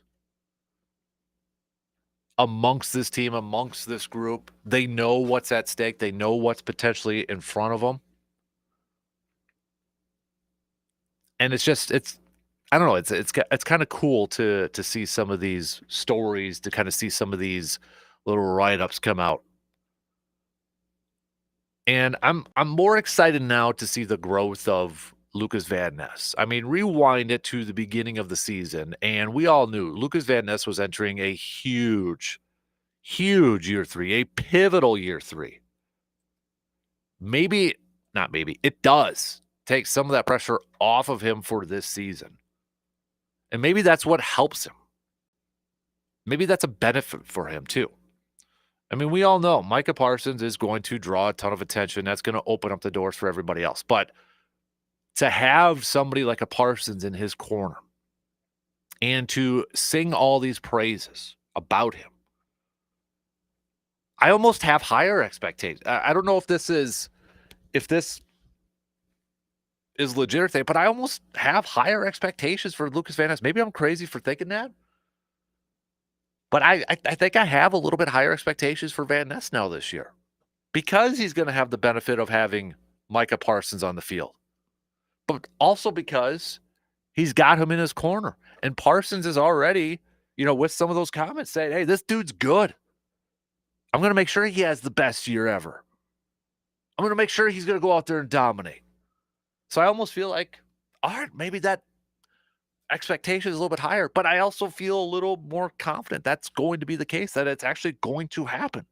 You know what I mean? Like, I'm expecting more now from Van Ness, but I feel comfortable or not comfortable, maybe confident that's actually going to happen. And I'm excited to see that kind of transpire. I'm excited to see when Parsons gets more comfortable and gets more reps, how this is all going to play out.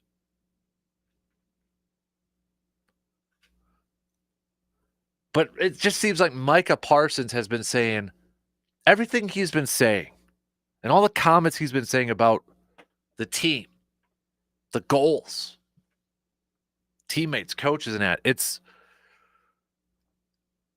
I think it's everything and more than what we kind of expected at this point. I can't wait to see this group continue to eat, continue to hunt, and continue to dominate. And then, I know it's only week 1, but anybody who's watching that game last night, sorry, Vikings and Bears fans, you look at those offensive lines. I feel like if we're just basing it off of one game, I'd be nervous if I was those fans. They're going to get better, probably, maybe, but I'd be a little bit nervous. All right, let's wrap up the second hour before we get set for a big, busy third hour. I'm going to talk some Badgers with RJ, some Packers with Rob. So we'll be back in just a couple minutes to wrap up the second hour.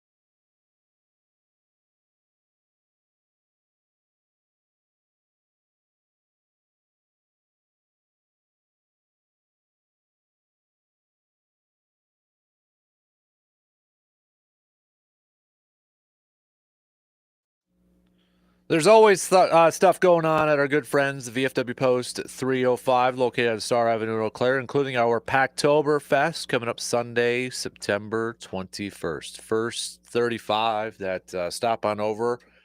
You can get a free Sam Adams Oktoberfest. The VFW Post 305 is going to have their breakfast buffet going on as well. The fun starts for our side of things at 9 a.m.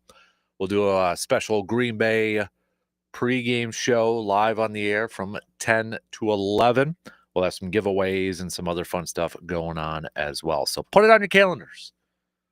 Sunday, September 21st. It's a noon game for Green Bay as they're going to be taking on Cleveland that day, their first road game of the season. So not because you got Washington coming to town for this Thursday and then already back at it the following week. So, but yeah, that's coming up Sunday, September 21st, VFW Post 305, located on Star Avenue in Eau Claire.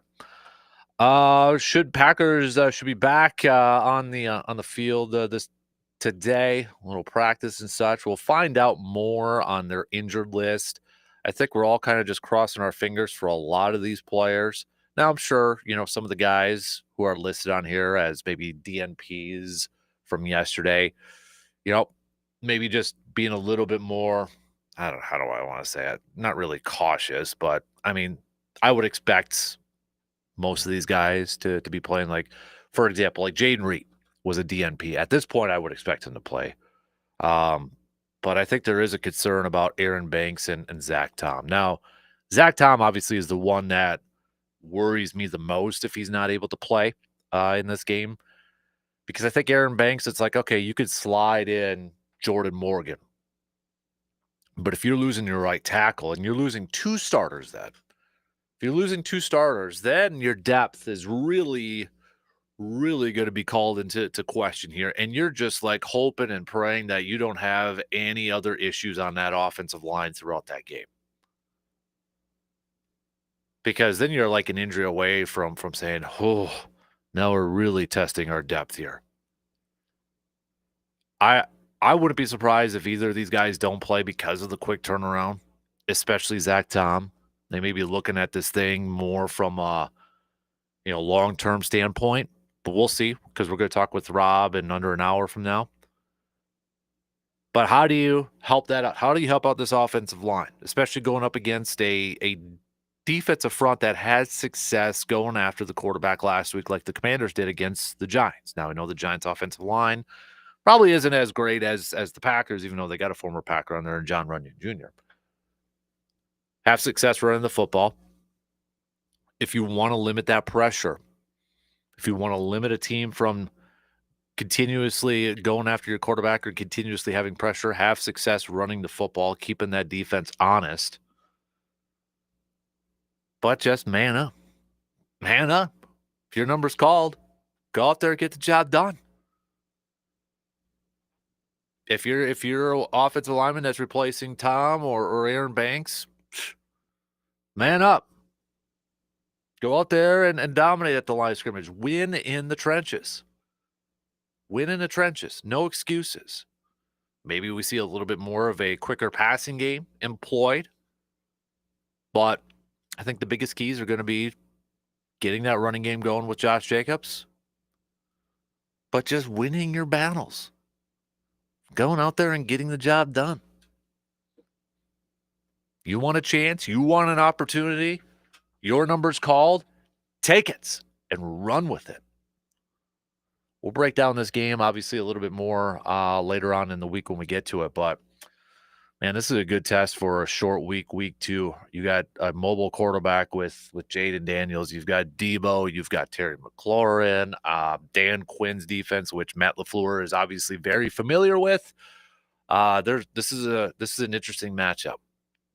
Definitely an interesting matchup, considering when you talk about some of these injuries on here too. So maybe we'll see Nate Hobbs make his season debut coming up for this game too. That would definitely help out, I think, a little bit. But like we said, Garrett Valentine, I think you got to find ways to keep that man on the field. Dude's really good. It just blows my mind that nugget, that touchdown catch at the end of the game was just his second touchdown allowed in his career, first since 2023. That is such a crazy nugget to think that. And I'm sure there's going to be naysayers say, well, how many, has he played full games, throughout? No, he hasn't, but still, it's nuts to think about. All right, shot clock's going to cut me off here in a few seconds, so we'll open up the third hour coming up here in a little bit. Again, Brewers back at it tonight, looking for a victory in Game 2 of their series against the Rangers. Sounds like Chad Patrick is going to get the start for the Brew Crew tonight. We'll talk about that before we get to some Badger talk and start to preview Badgers versus the Crimson Tide of Alabama with RJ. A busy third hour coming up after these news updates.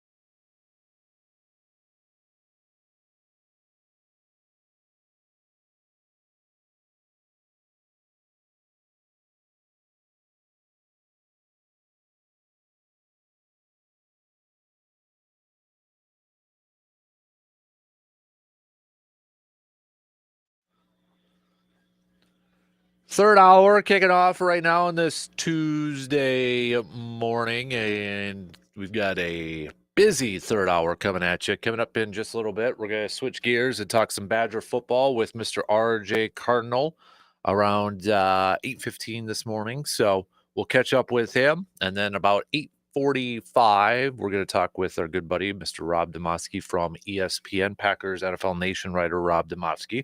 He'll be joining us, talk a little bit about the win on Sunday, but the quick turnaround to Thursday Night Football as the Packers will be taking on the Commanders in just a couple of days.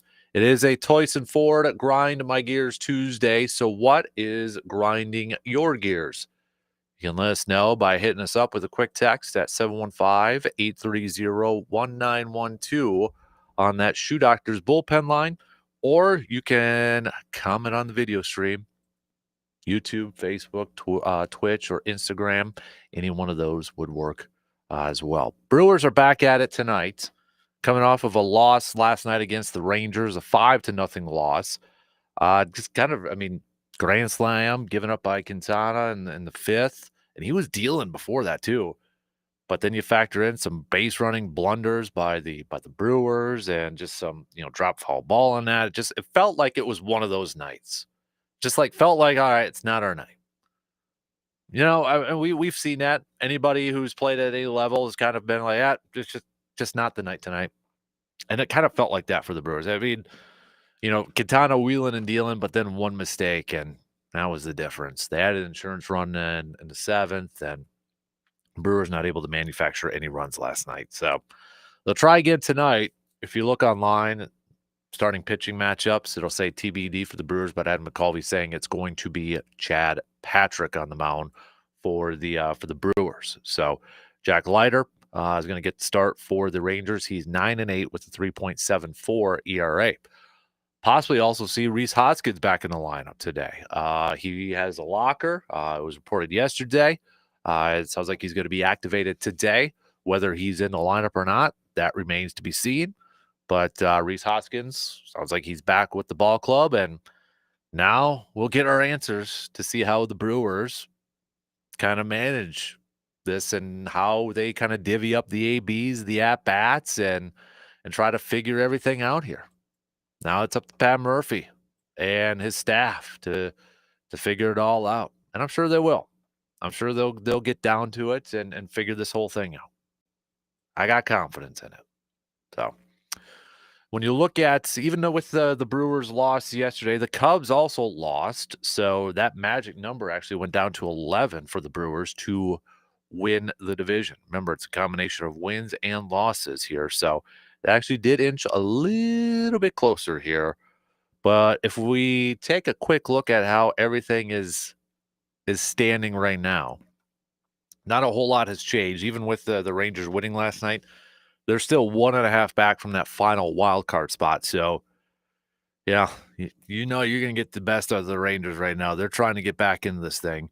Toronto still your leader, barely in the American League by the smallest of margins, 82-61. Tigers are 82-62. Houston lead their division, 78-66. And then your wild card teams currently are the Yankees and the Red Sox and the Mariners. But as we mentioned, Texas just 1.5 back.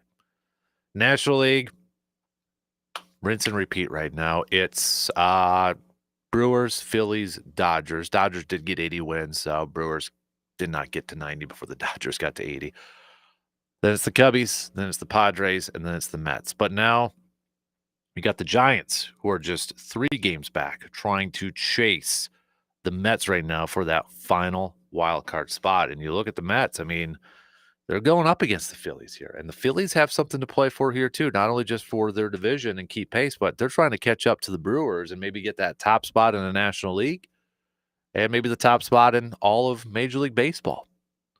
Phillies are just 4.5 back right now from the Brewers for the top spot. When you look at it across Major League Baseball, you've got Brewers still there at 89-56. They're the only team right now with over a 600 winning percentage. They're at 614. Then it's the Phillies, 4.5 back. Toronto, Detroit, and then it's the Cubs. So you're going to start to see those graphics, and you probably, we have been, but it's probably going to be coming a little bit more hot and heavy, potential playoff matchups, right? Especially if something changes here and there. And there's a very real possibility right now, how it's all set up. We might see Brewers Cubs in the playoffs. Can you? I mean, where would that rank in terms of matchups with a lot of emotion attached? I mean, we have seen Packers-Vikings playoff games. We have seen Packers-Bears NFC Championship games, right? We have seen those. We've seen Packers-Lions playoff games. But I don't know. I mean, it might be more of a recency thing, but I mean, if we did like a little receiver defer on this thing, pump the brakes or full throttle, if we get a Brewers Cubs playoff series, that might take the cake in terms of anxiety, nerves, trash talking, whatever the case may be. That might do it. I mean, you factor not just because they're division opponents, you don't factor, not just the distance between the two teams, you factor in the Craig Counsell stuff. I mean, come on. This is where I will say too, if it does get to that point where it is Brewers and Cubs in the postseason, AmFam Field Brewers fans, don't make it Wrigley Field North. Don't. We know that's a thing that Cubs fans like to do, like to say. They like to pack that house. Don't let it happen. Don't let it happen. A lot of talk lately about, last couple of days, how many Lions fans were at Lambeau Field. If it is a Brewers and Cubs playoff series at American Family Field, do not let it get overtaken by Cubs fans. Okay? Let's not do that. Got a ways to go yet here, but it kind of looks like it's gonna happen. That's the trend here. Could completely change, but who knows? Really quick, so MLB.com did their last Rookie of the Year votes, it looks like, just to kind of get a poll of seeing where everything's at. Drake Baldwin got 25 first-place votes in the National League. You got Cade Horton now moving up to the second spot. 9 first-place votes, pitcher for the Cubbies. Isaac Collins comes in at third with 6 first-place votes. And then Caleb Durbin comes in at number 4. Others receiving votes, Chad Patrick, who we're going to see tonight, and Jacob Mizorowski.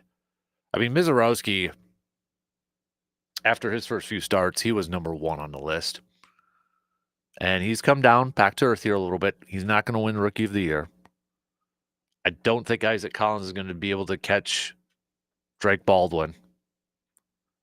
But it's good to see some of these Brewers at least getting acknowledgments. When those final official votes do come out, be curious to see where everybody's kind of lined up. I think Collins will finish above Durbin.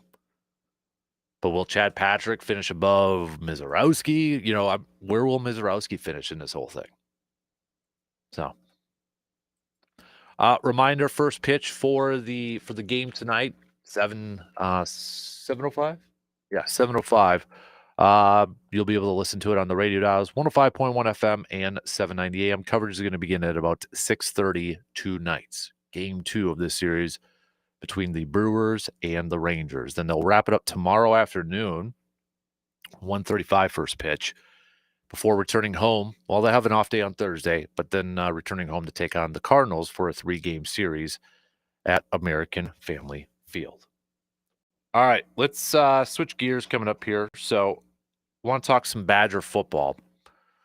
Alabama, here we go.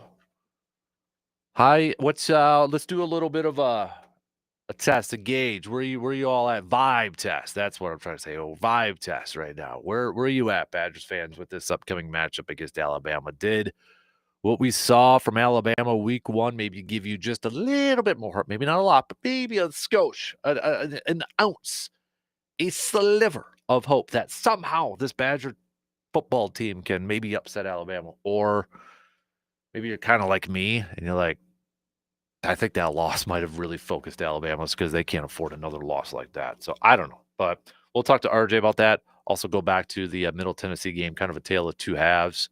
two different teams there in the first half and the second half, it seemed like.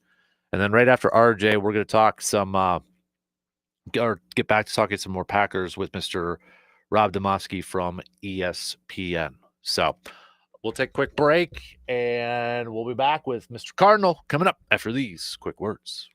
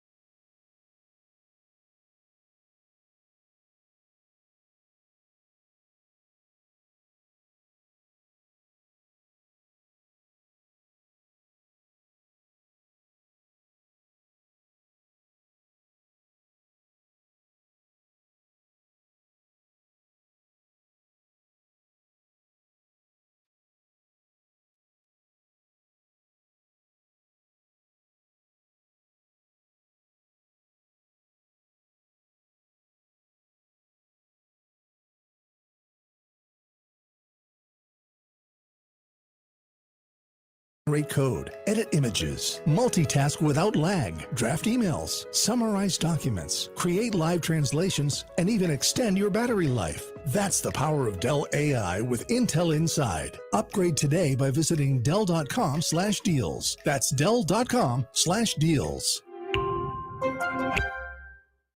It's time. Time for the pro to get everything for the entire job, all from one partner. To get access to over 3 million products, including many products you won't find in our stores. It's time to get delivery on your schedule or next day on over 50,000 products. And time to get dedicated support on the job site or in our stores. From ordering to planning, we've got you. One partner, any job, all in. Ask about all we can now do at the Pro Desk. The Home Depot Pro, it's about time. Do you know what's accepted at 99% of places that take credit cards nationwide? If you guessed Discover, you guessed right, based on the February 2024 Nielsen report. If you were to listen to Dan Kasper nonstop around the clock for a solid month, you'd become the king of all sports fans, desired by beautiful women, and rich beyond your dreams. I think. Try it and let's see. The Dan Kasper Show.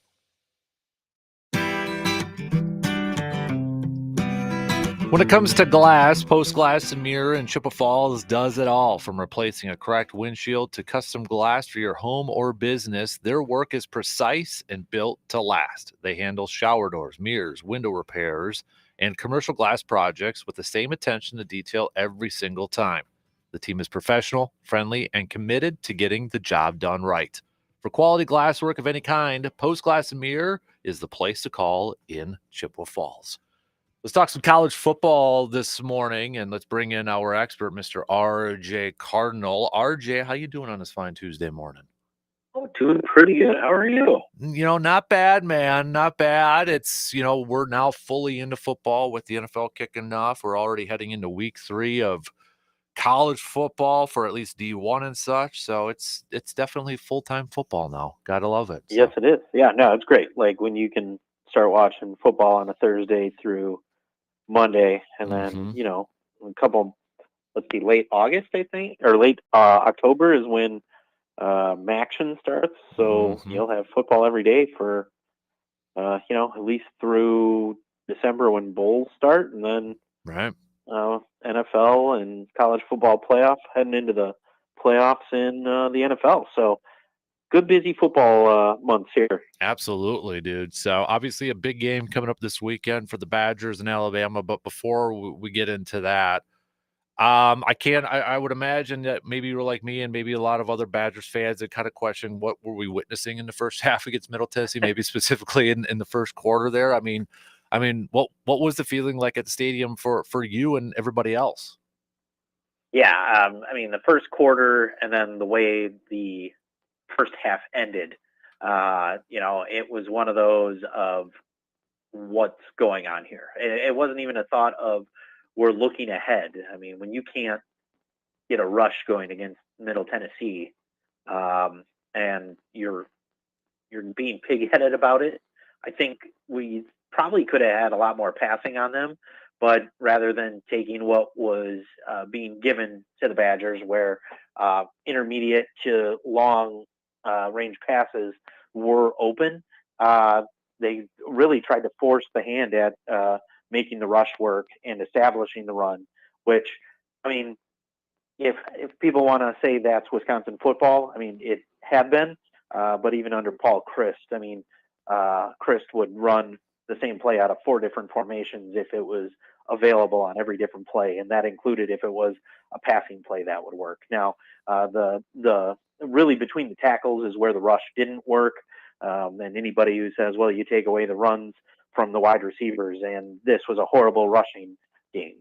It's part of the game plan. Like, you can't take it away if the receiver is the one who's doing the end around. It's still a part of the game. So that 61-yard touchdown run by Kekahuna, that just shows him how agile he is once he gets in open space and can avoid tackles. But the forcing between the tackles, outside of the 1-yard touchdown run, and then Jackson Aker picking up 2 yards to pick up a first down and have a drive continue, really wasn't happening for the Badgers.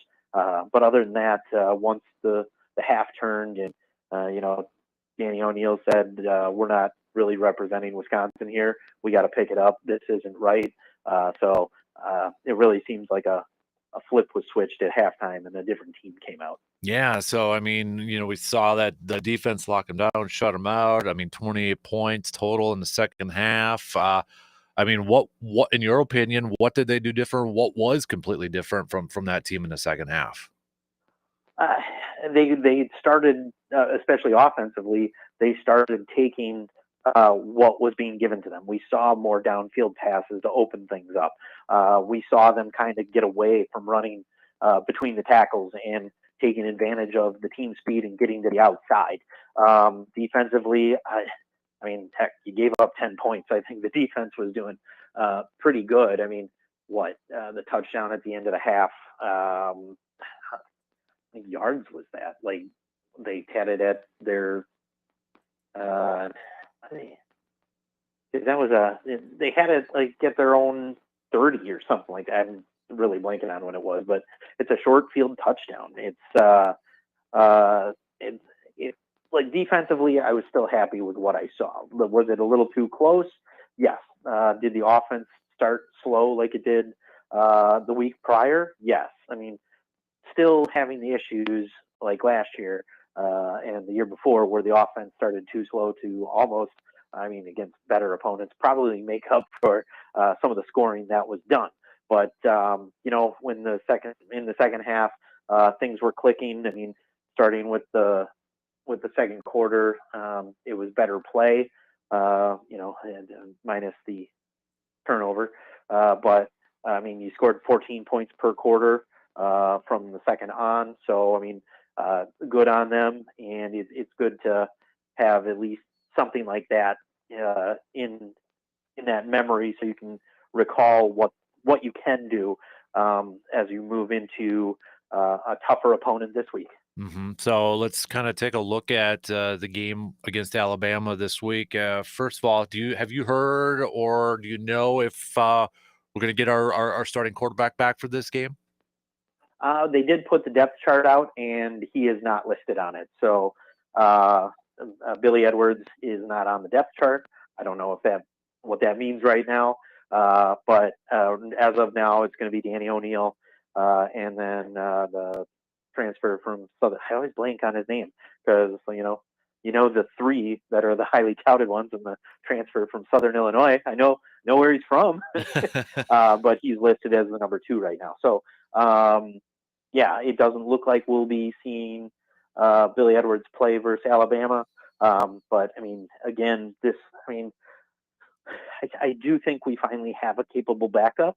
So, it's kind of evident from what we saw. Can't really say a snap 5 feet over his head is his fault, especially when you're dealing with the backup center last week, resting Brunner. Everybody moved over because they took Hensel out. You're dealing with Kerry Kadinko, and they weren't the greatest of snaps all game. But I think if you take away some of those bad snaps that resulted in sacks and/or just falling on the ball 15 yards behind the line of scrimmage, your rushing output looks a little better as well. Moving forward, I guess for the foreseeable future, we have Danny O'Neal we're dealing with. Yeah. So, okay, Alabama, we know they dropped their first game against Florida State. Then they come back and just dominate 73-0 in their second game here. Like, I know this probably isn't like smart thinking, RJ, but part of me is like, dang it, why'd they have to lose their first game? Because I feel like now they're going to be like hyper focused because they can't, they can't afford to lose another one like against Wisconsin, right? Right. But I think we've seen an improved rushing defense here to help their receiving. That could be an issue. So I really need the secondary to step up big. Even against Middle Tennessee, we saw Ricardo Hallman get beat a couple of times deep, which was a little concerning, and that they went after him. And those Middle Tennessee had some bigger receivers. So hopefully, something changes there. But I think we could see an issue with the Alabama wide receivers against the Badger secondary. And hopefully, there's a game plan there. In terms of our offense, I hope it's not all gimmicky plays that help us get where we need to be. Florida State did put up 200 yards rushing against them. Let's see, what did ULM do? I don't even know. Didn't even bother to look at that because it was 73-0. ULM put up 93. So, it seems maybe there's a way to get your rushing attack going. I'm not going to cross my fingers on that because we still have some issues on the on the offensive line. That's pretty evident there. But it's a team that at least looks like this year has a better chance to have a little better showing against Alabama than they did last year when Alabama kind of won going away.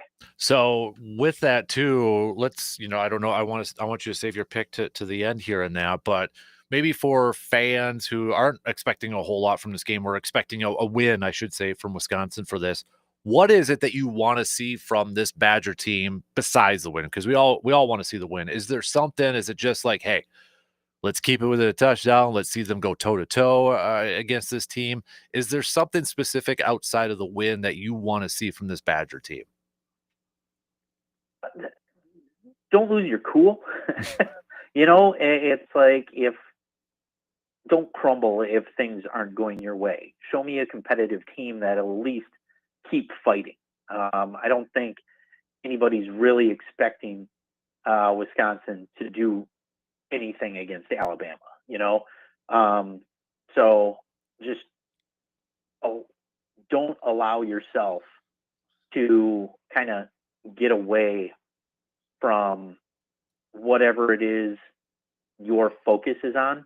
And I know that sounds, because quite frankly, I don't know what the focus is. Don't let that get away. I mean, last year, you had some breakdowns from time to time where you ended up not necessarily having the greatest mindset, whether it was getting plays in on time or anything like that. So really have the coaching, everybody, it's not just on the players, everybody has to be ready for a game down in Alabama, and which is, I've never been, but I've heard it's a pretty tough place to go in and play. And it just, the focus needs to be there. Don't completely embarrass yourself. And if it does get away from you, at least still look like a competent football team out on that thing. Because like I said, I don't think anybody's thinking Wisconsin is going to have a close game here. But I mean, if you do, hey, that'd be great. Mm-hmm. Yeah. So what are the keys for, in your opinion, what are the keys for Wisconsin to pull off this upset against Alabama, to go down there and probably come away with, or it would be Luke Fickell's first signature win as head coach for the Badger football team? It's kind of like what we've done this year so far.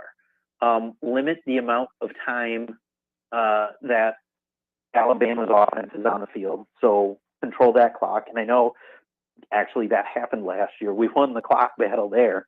But I mean, when you gave up a few, at the end of the half, it was 2 plays for a touchdown with under a minute left for Alabama.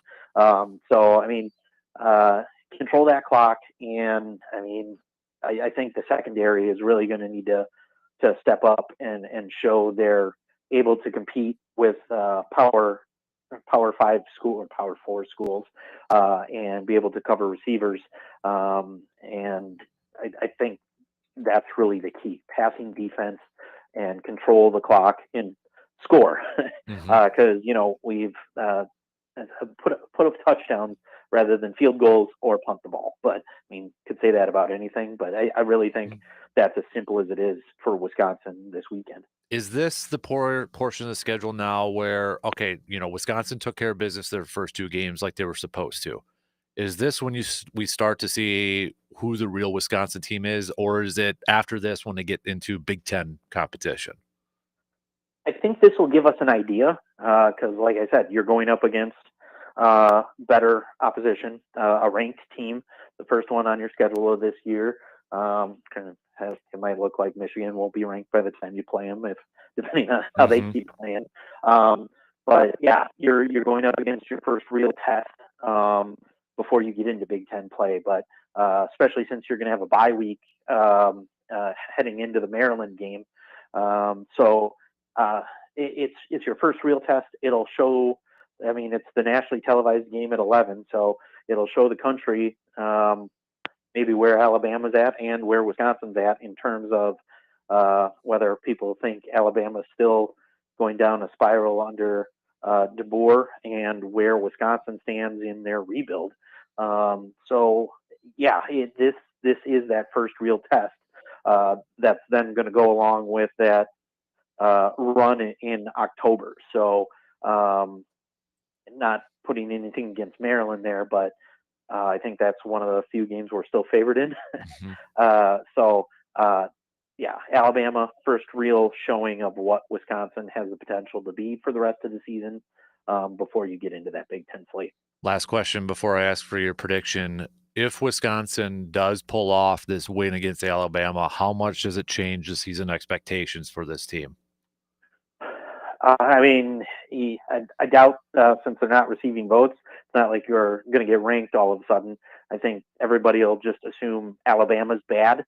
But I think it'll really show something to the fan base here that the switch to the new offense and the more aggressive defensive style we've seen through these first two games, this coaching staff has learned to adapt and not rest on their laurels until they fully have all their players. So I think it's a big step for the fan base to, if there is a win, a big step for the fan base to finally trust what they're seeing from Fickle. And if it's a, I mean, you don't want to call it an okay loss, but if there's an okay loss, that might be a good sign too. But I mean, if it's a blowout where you don't look like you belong on the same field, I think you'll hear the pitchforks and torches coming out asking what the buyout is. Yeah. So, all right, the line's at 20.5, RJ. How do you see this one going between Wisconsin and Alabama now that we're finally here, just a few days away? I mean, we had our first cover, and I don't know how. Yeah, I know, right? In a win, so looking forward to that. I think it's opened at 20.5. I'd like to say we're probably a little better than that, so I'll say 31-17 Alabama. Ooh, all right. So they get in there under the 20.5. All right. All right, RJ. I like the optimism, man. Maybe I'm changing my thoughts a little bit. I'm trying. Like, I mean, it's one of those I don't think we'll win. Hopefully, I'm very pleasantly surprised by 2:30 on Saturday. And I maybe wishful thinking that it's going to be a close one.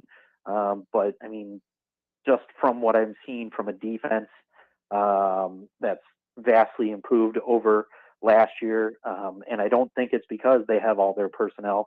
I think it's because we're seeing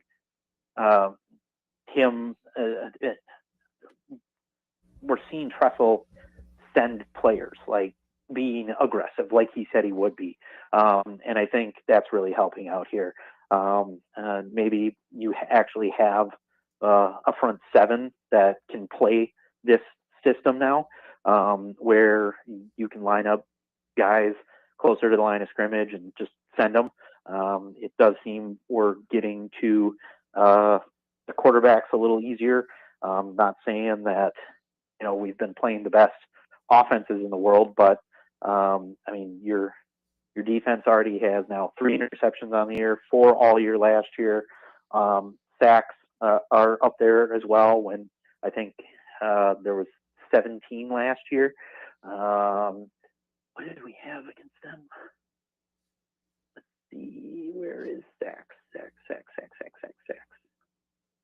Another 5 sacks. So I think that's 10 in 2 games. Not saying that's going to happen against Alabama, but I mean, this defense seems to have a new attitude. So I think that's helping, and just pleasantly surprised with what I've seen through 2 games where you were struggling last year. At least now you are pulling away from teams and at least looking like a convincing wins. Even with that 17-0 against Miami of Ohio, there were times you didn't really feel like it was in doubt. You just wish there were more points on the board. Really quick, does it matter which quarterback? Does it change your pick or your coverage line depending on which quarterback plays? I don't know. I mean, I think I like the escapability of Danny O'Neil here to help either extend plays or get out of trouble. And, we didn't even get a full game of Billy Edwards, but I'm kind of liking what I see out of Danny O'Neil without having ever watched a game of his at San Diego State. But I'm liking the attitude. I like the attitude, like the plays.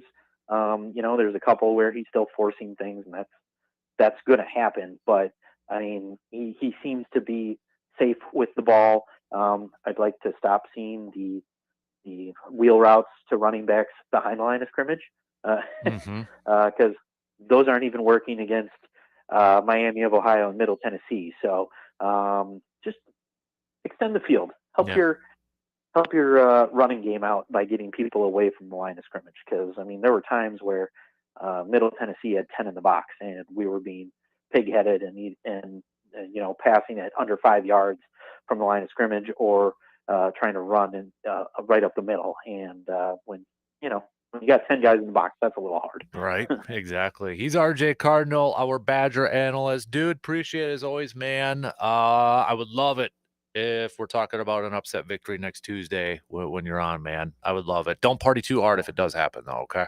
Right? I'll keep my fingers crossed that we can have that conversation next Tuesday. Perfect. All right, we appreciate it, buddy. Have a good rest of the week. You too. We'll talk to you later. You got it. There you go. RJ Cardinal joining us here this morning. All right, let's take a quick break, and then from one to another, we're going to talk with Rob Demovsky from ESPN, who covers the Packers. We'll talk a little bit about the game from Sunday and look ahead to the Commanders matchup on Thursday night. Stick around. We'll be back in just a couple minutes.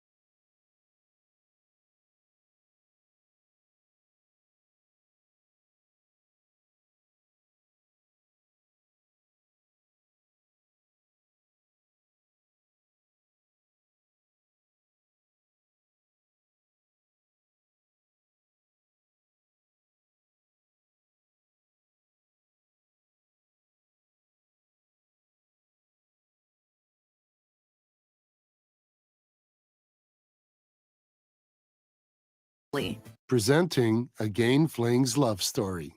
Dear love of my life, we were on the 12B bus this morning when I caught a whiff. A scent so fresh, so life-changing, I had to find its source. Alas, I didn't know if you were the woman in the pink freshly washed cardigan or the retired mailman next to me, but I knew one of you was my soulmate. Ah, the scent of Gain Flings. Try Gain Flings with OxyBoost and Febreze. The NFL season is rolling along. Download the DraftKings Sportsbook app. If you haven't done so, make sure you use the code Patrick. If you use the code Patrick, you get $200 in bonus bets instantly when you place your first $5 bet. Plus, over $200 off NFL Sunday Ticket from YouTube and YouTube TV. In partnership with DraftKings, the crown is yours. Gambling problem? Call 1-800-GAMBLER. In New York, call 877-8-HOPE-NY or text HOPE-NY 467-369. In Connecticut, help is available. For problem gambling, call 888-789-7777 or visit ccpg.org. Please play responsibly on behalf of Boot Hill Casino and Resort in Kansas. 21 plus age and eligibility varies by jurisdiction. Fees may apply in Illinois, void in Ontario. Bonus bets expire 7 days after issuance. See sportsbook.draftkings.com/promos. NFL Sunday Ticket offer for new subscribers only and auto renews until canceled. Digital games and commercial use excluded. Restrictions apply. Additional NFL Sunday Ticket terms at youtube.com/go/NFL Sunday Ticket/terms. Limited time offer.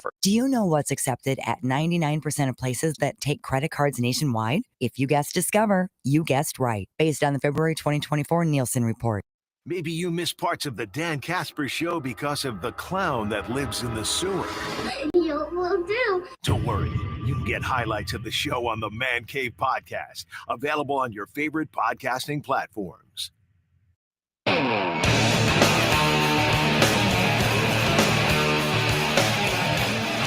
It's a quick turnaround for the Packers as they are getting set for Thursday night football against the Washington Commanders. So to help us break it all down and to kind of recap what we saw on Sunday with the victory over the Detroit Lions, our good friend Rob Demovsky from ESPN.com is joining us here this morning. First of all, Rob, thanks for spending some time with us here in the Chippewa Valley. No problem. Good morning, Dan. How are you? Not bad, man. Not bad. So I want to go back a little bit to Sunday's game, the win against the Lions, and just kind of get your thoughts. So for me, it kind of exceeded my expectations, I guess, for week one, especially from the defensive performance. Yeah.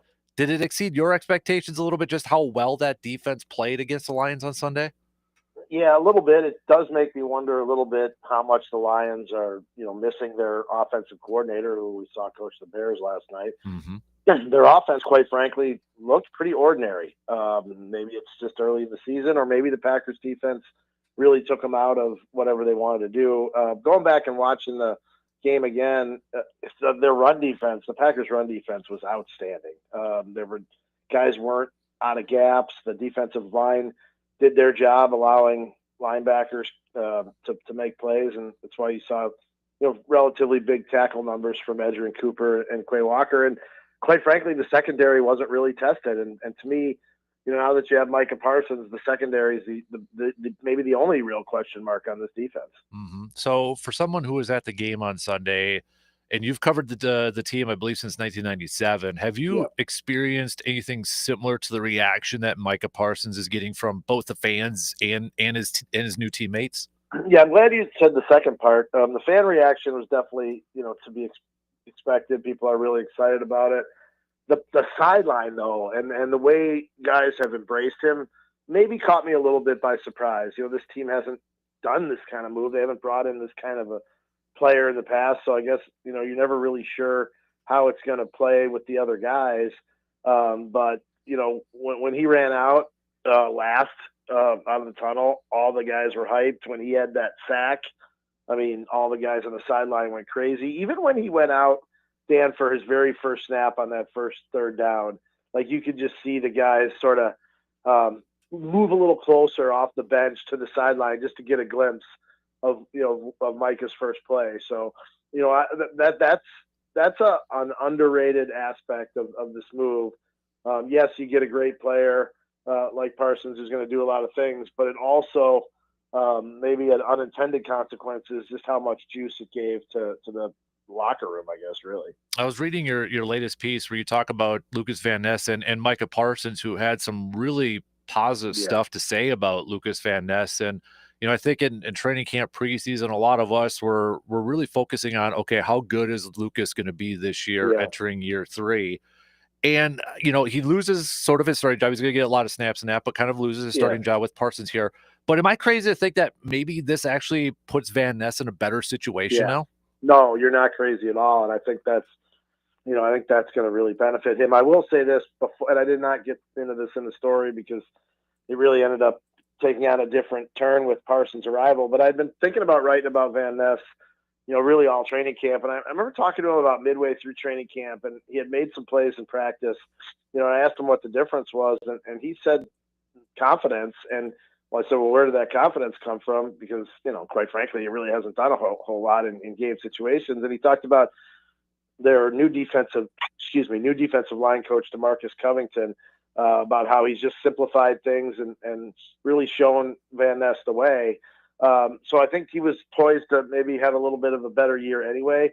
And I think this, while it may lower his snap counts a little bit, it probably helps free him up for more one-on-ones, move him around a little bit. I mean, we barely saw him play any interior line in training camp. And the other day we saw that cheetah package, they're calling it, with 3 edge rushers, Van Ness being in the middle and Parsons and Rashawn Gary on the outside, and then another defensive tackle inside, mostly Devontae Wyatt or Colby Wooden or one of those other guys. I'm assuming they call it cheetah because it gets 3 fast guys on the field at once. But I think that's going to be a real benefit for, not only Van Ness, but Rashawn Gary and even Kingsley Enagbari and Brenton Cox, guys who all are going to get maybe different opportunities, but maybe better ones. I'm glad you mentioned Covington because yesterday we were handing out game balls and that, and I gave my game ball to DeMarcus Covington because of the job. I mean, you talked about the run defense a little bit earlier, and I know a lot of people were assuming, okay, is the run defense going to fall because no Kenny Clark is there? But to get that group ready, bringing in a new guy and then Colby Wooden going over there. I mean, just what type of impact has Covington had on this group so far? I think it's been big, and I think this is a guy who, the Packers were probably pretty lucky to get him when I had first gotten wind of him possibly being the D-line coach. I reported that they were probably going to hire him, and then about a week or two went by where he didn't end up getting hired, and I thought, well, A, was my information wrong, or B, did something happen? And it sounded like in that time, some other teams kind of came after Covington, and he had multiple offers to weigh, and ultimately ended up taking the Packers opportunity. I think if I don't have their little the coaches' bios in front of me, but I think they ended up giving him the defensive run game coordinator position as a way to get him a little bit higher profile because other teams were trying to hire him. So to me, that just tells you what kind of guy he is and how he's thought of around the league, that, he had basically had his pick of jobs. Yeah, no doubt. I know the Packers didn't practice yesterday, but an injury report did come out, and I'm sure some fans are like, holy cow, that's really long heading into a week 2 game. I think really highlighting is the Zach Tom availability. Also, Aaron Banks is on there too. I mean, we got a quick turnaround. How big of a loss would it be for this offensive line if both those guys aren't able to go against the Commanders? Yeah, I mean, it would be tough for sure. And I think on the short week, I would guess there's probably a pretty decent chance they're without one or both of those guys. Talked to somebody yesterday who said that Tom's availability for Thursday was very much in question. And usually, when you hear that means he's probably not going to play. But we'll see as the week goes on. Don't have a great feel for Banks just yet. But Banks missed a lot of time in training camp, so they're used to sort of shuffling guys in and out of there. Jordan Morgan, would be the guy who would play if Banks doesn't go. The question would be on Zach Tom.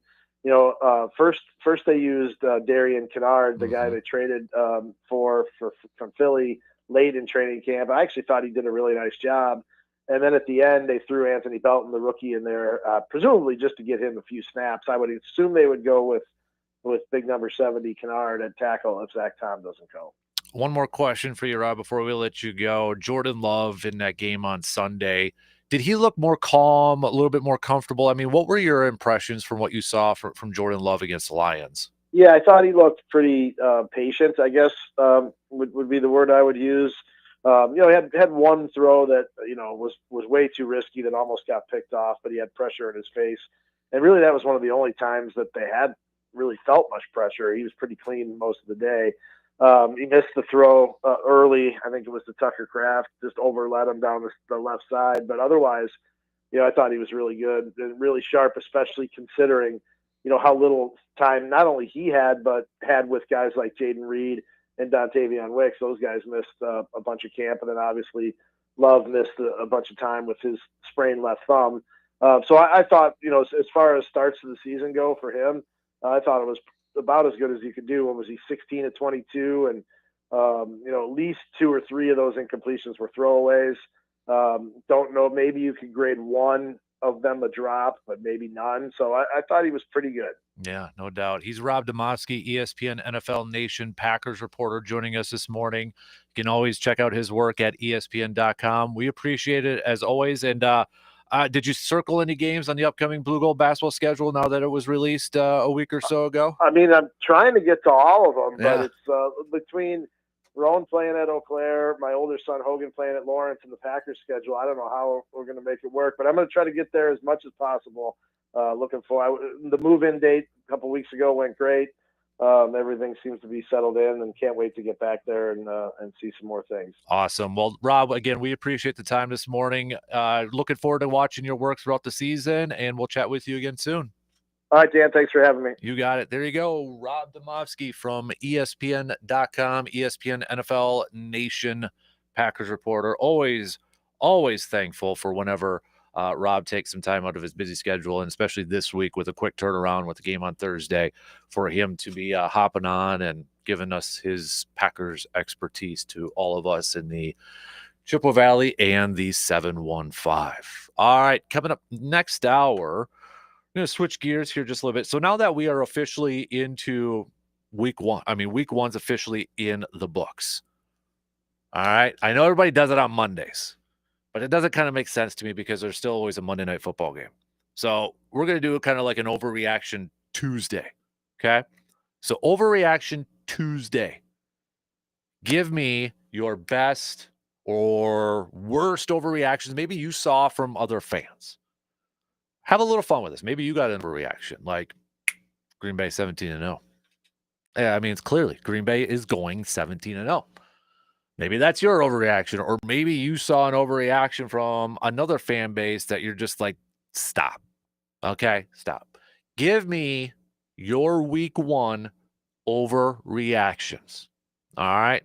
Text me 715-830-1912 on that Shoe Doctors bullpen line. Okay. We'll get back to talking some more Brewers with game 2 going up against the Rangers tonight in Texas. Brewers looking for the win so they can set up for potentially a series win for tomorrow. Also looking for their 90th win and trying to chop down that magic number. Maybe it's possible.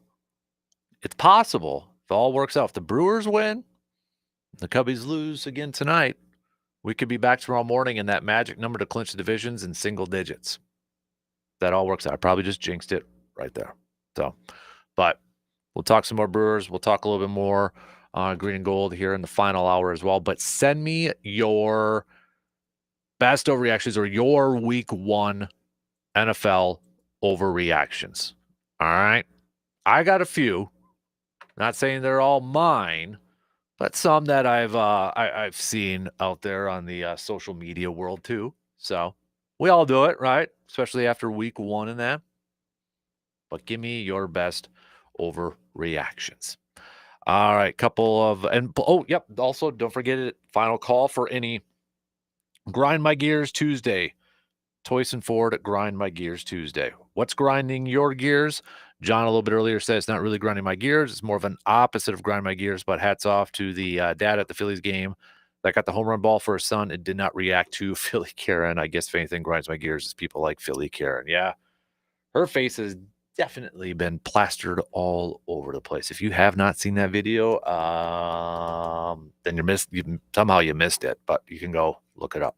So, yeah, I would say you're grinding your gears over Philly Karen. Philly fan Karen. So, Yeah, that's a good one too. So, a couple more. Just Ben was saying, grind my gears last night, giving up a grand slam to the eighth hitter in the lineup for the Texas Rangers. Yeah, I hear you there too. All right, shot clock's going to cut me off here in a few seconds, so we'll kick off the final hour here with Week 1 overreactions. I want you to participate, all right? I've got my list. Let's see what all you have out there, okay? Let's compare notes. 3 in, 1 more to go.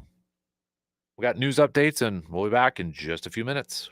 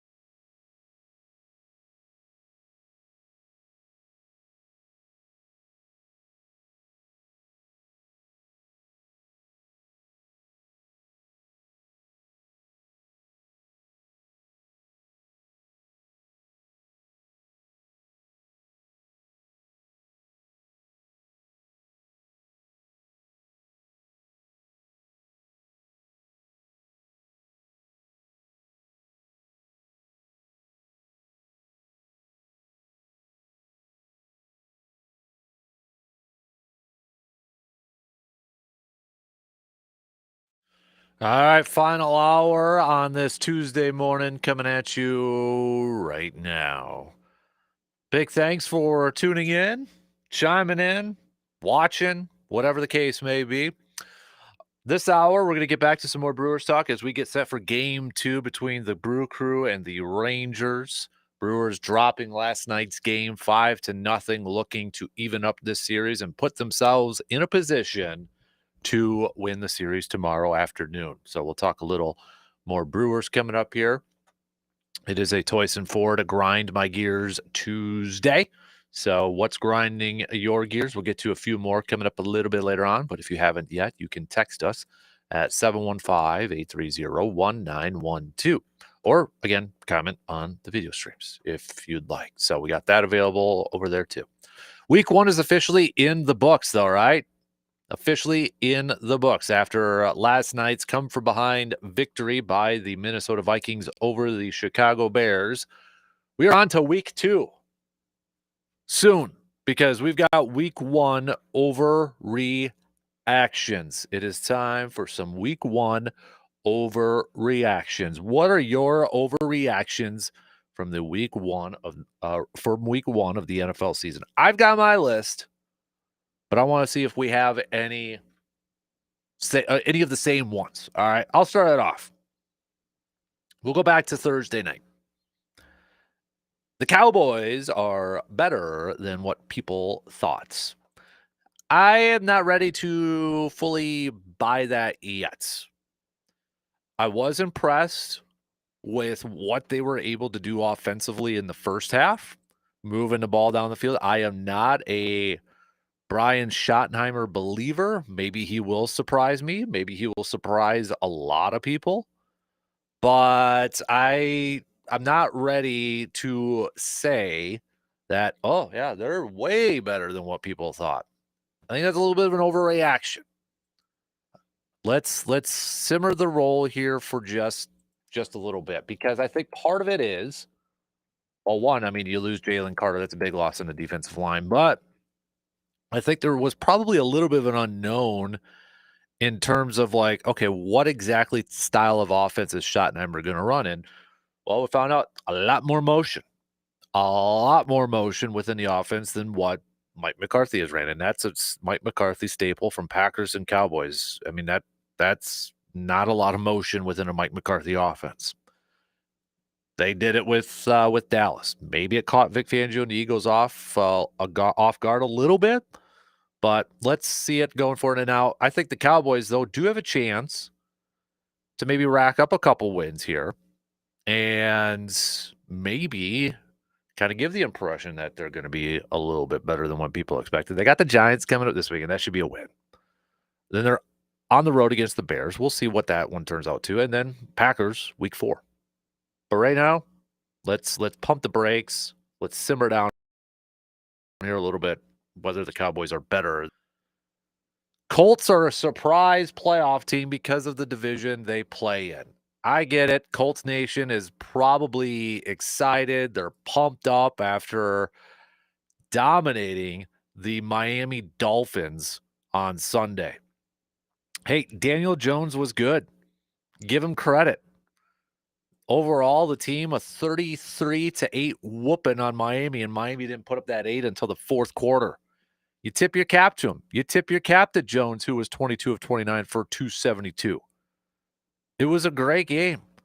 But I'm not ready to say, I think we need to, I think it's a big overreaction to say that they're going to win the AFC South now because the Texans lost to the Rams, barely scoring any. Yeah, you got the Jaguars over there too. Titans kind of look like a mess with their head coach situation and stuff and a rookie quarterback. It's not going to happen for them this year. It's a bit of an overreaction right now to say that the Colts are going to be a surprise playoff team and that they're going to win the division. It's a bit of an overreaction, as Andy from The Office would say. Not buying it right now. Overreaction. The Cincinnati Bengals stink. Now, their offense was not that was not a great offensive performance going up against the Cleveland Browns. I mean, you squeak out a 17-16 victory. Joe Burrow for just 113 yards on 14 completions on 23 passing attempts. T. Higgins, 3 catches, 33 yards to lead the team. Jamar Chase, 2 catches, 26. And really, Cincinnati didn't have any success running the football either. Chase Brown, 21 carries for 43 yards. I did not have Cincinnati making the postseason, but I don't think we can label them as a team that stinks now, or maybe specifically that their offense stinks. That they were overrated, that they were, Joe Burrow was talked about as a very popular MVP candidate. A ton of fantasy football people out there drafted Jamar Chase as the top overall pick. Let's slow the roll here a little bit. So the overreaction, really going hard on the Bengals right now after week 1 with the offense. That I don't know if I'm ready to go there yet. That's an overreaction. I'm not ready to buy the Steelers yet either. Tip of the cap to Aaron Rodgers. Okay, he had himself a nice day. He looked like vintage Aaron Rodgers. But again, I didn't have the Steelers making the postseason, and I'm not going to sit here and say that I'm ready to say that the Steelers are going to be a threat to win the Super Bowl this year. I think when you talk about the Super Bowl teams that come out of the AFC, it's still Chiefs, even though they lost week 1. I'm not giving up on them. Are you? I don't think anybody is. Ravens, I'm not giving up on them either. And then Buffalo. Maybe the Steelers are in tier 2, which you look at it on paper, right? You look at it on paper, and the Steelers have a lot of solid, really good players. Defensively, Jalen Ramsey, I think that trade kind of gets forgotten that it went down in the offseason. And then he made some plays. DK Metcalf. You look at this defense from Pittsburgh, and you look at some of the players. I mean, even Smith, the tight end, coming in. But you look at the defense. Patrick Queen's still there. Alex Highsmith, T.J. Watt, for crying out loud. Cameron Hayward. We mentioned Jalen Ramsey. Keanu Benton, the former Badger, is there. They've got some nice pieces, but I'm not ready to sit there and say that, okay, the Aaron Rodgers that we saw on Sunday against the Jets is going to be the Aaron Rodgers like that throughout the rest of the season. Let's see him go. I think, whenever they play the Ravens, I don't, and looking at the schedule here, you got the Seahawks coming, and then you got the Patriots, then the Vikings and the Browns, then you got the Bengals, and then the Packers. I'm not ready to say Aaron Rodgers is back. I think that's a little bit of an overreaction right now, I guess is what it's boiling down to. Great game. Looked a lot like vintage. I think there was a little bit of animosity and a little bit of motivation for him to go up against the Jets and to take it to the Jets, especially in their stadium at MetLife. So I think that's a little overreaction to say 12's back, or I guess in this case, 8 is back. So this is the overreaction that I could get on board, though. Packers going 17-0. I'm kidding. I had to throw that in there. But why not, right? On pace to go 17-0. Why not, right? Those are just some of my week 1 overreactions. John says, my big overreaction is the play of Daniel Jones. Let's not forget the Colts played the Dolphins, who had a terrible defense. Let's see what Daniel Jones does in week 2. Yeah, I mean, it's kind of where I was going with the Colts being a playoff team. We don't know. Week 1 is always full of overreactions, isn't it? Because you get performances like the Colts and Daniel Jones that come out of nowhere. And it's like, oh, did we sleep on them? But then what happens in the next couple of weeks if it's all of a sudden we're switching to the talk to maybe Anthony Richardson should be the starting quarterback for the Colts? Same with the Bengals and their offense. It's like, oh, man. They might put up 50 next week. Remember, like the king of overreactions, remember this? Oh, man, how many years ago? But the Patriots got killed by the Chiefs. I think it was like after week 3 or maybe week 4. And Belichick got asked about, do you play Jimmy G over Tom Brady? When do you start to think about that? Do you do that? That's like the king of overreactions. The king of overreactions, week in and week out. What else do you got? What else do you got for some week one overreactions. Okay. I know there's a lot more. I know there's a ton more. Send them on over. Okay.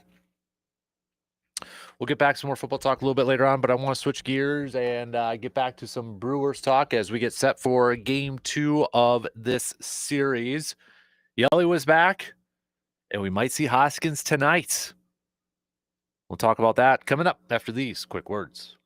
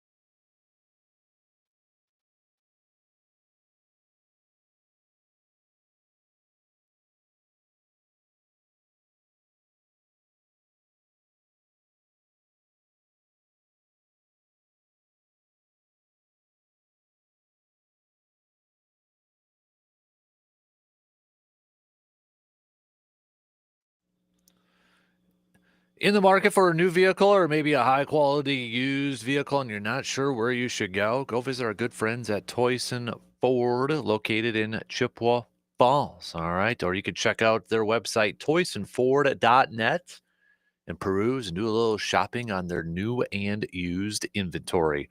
Get it all done. Get all your shopping done. Look for that new vehicle with the help from our good friends at Toyson Ford in Chippewa Falls. Brew Crew back at it tonight. Game 2 against the Texas Rangers. You're going to be able to hear that game right here on the radio dials of 105.1 FM and 790 AM. Coverage will begin at about 6:30 tonight with the first pitch at 7:05. We may see somebody new back in the lineup, Rhys Hoskins. Rhys Hoskins is going to be activated today. So we'll see if he's actually in the lineup or not. But I wouldn't be surprised if they give him a crack at it right away coming out of there, right? See what he's got. Kind of ride with the hot hand. Who's got the hot hand right now?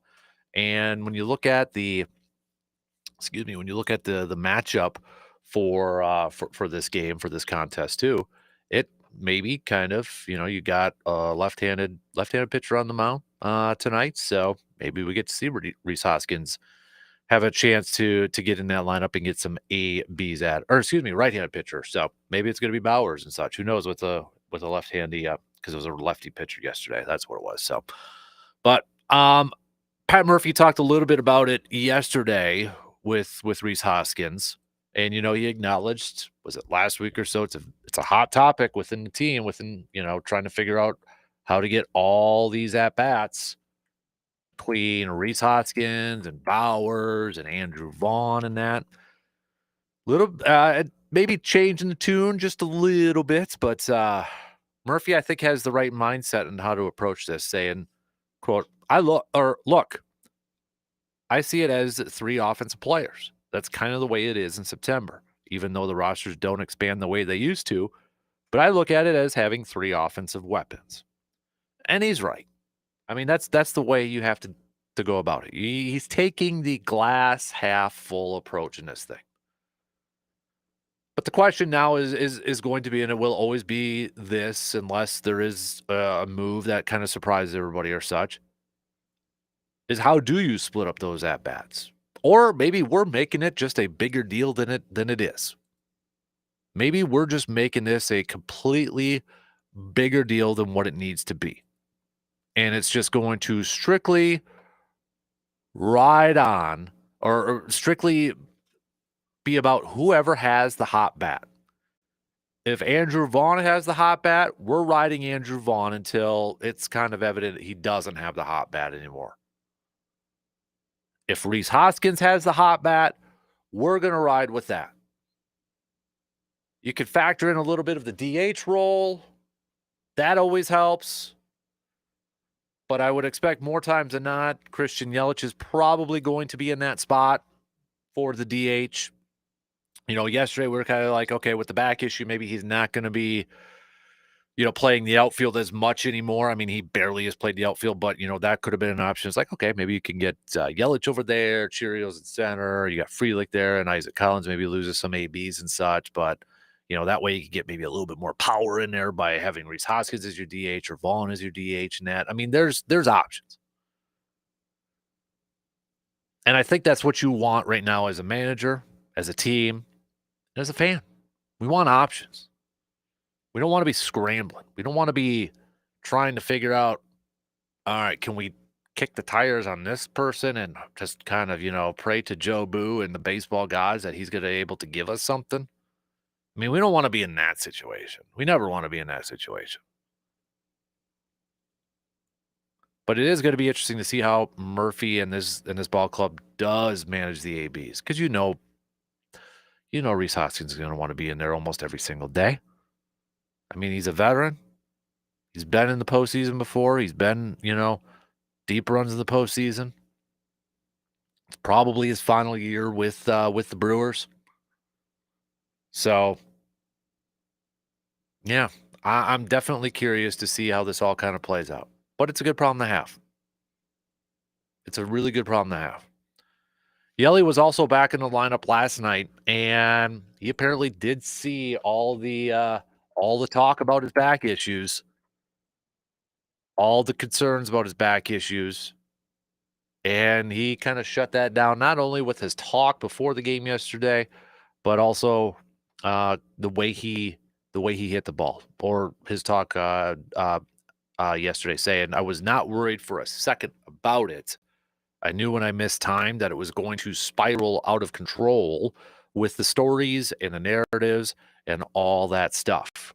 Essentially, he said back was just maybe kind of getting worn out, getting a little tight with all the games and no off days. Saying, quote, "There was not one thing that hurt it. It was just playing a lot in a short amount of time, and it wasn't feeling the greatest." And sometimes I did have back surgery, so you're gonna have days where you're a little stiffer than sore. It's kind of where we're at in the season. We just wanted to make sure that everything was all good going down the stretch. And yeah, he was 1 for 3, but the way the ball was coming off his bat, 105 miles an hour, 106.4 miles an hour, and then 101.9 miles per hour. So he was getting some good power. He was getting some good bat speed on those balls. So we're only 17 games left. And I put this as a poll question on our Facebook page yesterday. It was a little bit of a topic yesterday too. But with the loss now, it gets a little bit tighter. But I was curious to see how many Brewers fans were thinking that the Brewers could get to 100 wins this year. And 69% of you right now say you think it's going to happen. You think the Brewers are going to get to 100 wins. Well, all right. Now they got to go. Is it 11-6? Because it was 11-7 yesterday. Yeah, 11-6. Got to go 11-6 in these final 17 games. Can they win 11 of their final 17? Again, is it that big of a deal? Is that a goal? Probably not. The goal is obviously to win the division, probably get the top spot in the National League. That magic number did dwindle a little bit yesterday, even though the Brewers lost, because thank you to the Atlanta Braves, they took down the Cubs. So the number, that magic number to clinch, is at 11 to clinch the division, and essentially to clinch the 2 seed. It's still 13 for the top seed because of the Phillies. Phillies just won't go away. They won't go away. But to just clinch a playoff spot, Brewers are still in really good position. If somehow they were to go on this like awful stretch and finish this season off on a horrible note, it's just 2 to clinch a playoff spot. The next closest team is the Phillies at 8. It's 2 to clinch the 6 seed. It's 5 to clinch the 5 seed, and it's 9 to clinch the 4 seed. 11 to clinch the 3, 11 to clinch the 2. So you could kind of,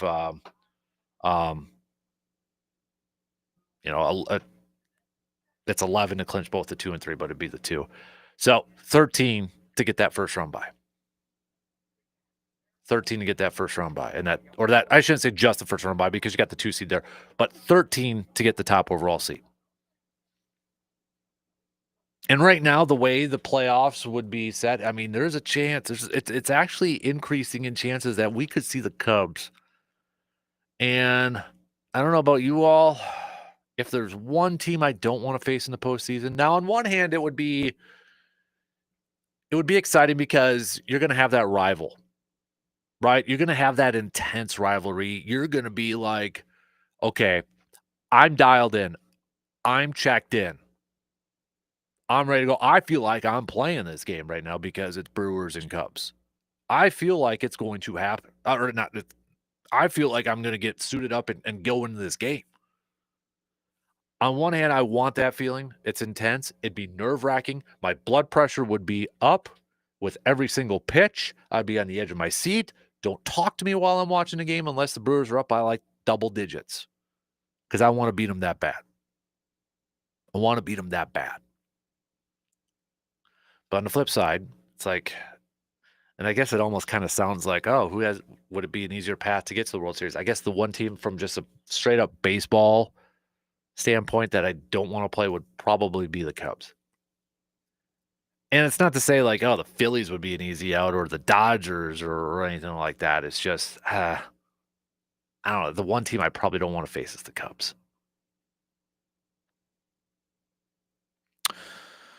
A couple more texts saying, still think the Brewers can get to 100 wins. I think they win this. I think they win I think they win at least 5 series and with one sweep in there to get to 100 wins exactly. That is from Kevin on our Shoe Doctors bullpen line. Another texter says, I voted last night that the Brewers would get to 100, but now I'm thinking it's going to be more about 98, 99 wins for this team.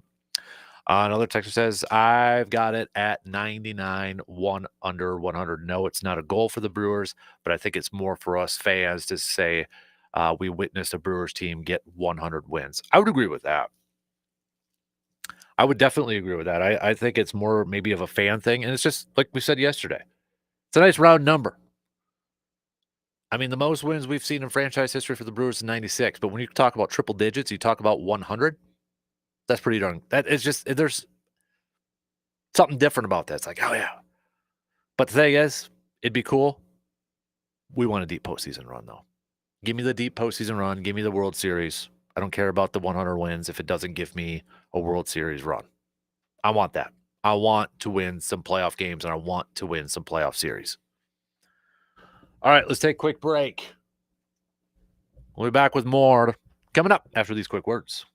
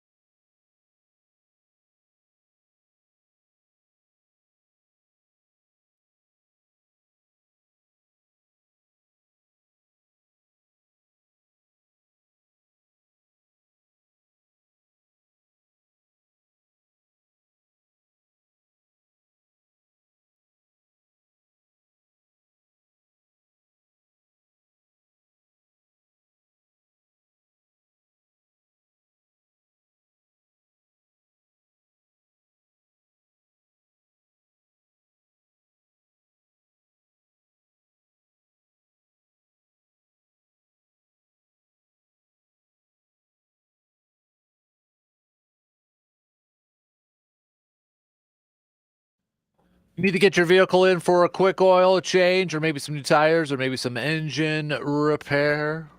Go visit our good friends at AJM Automotive in Eau Claire. Just got my oil change this morning from AJM Automotive. Love those guys over there.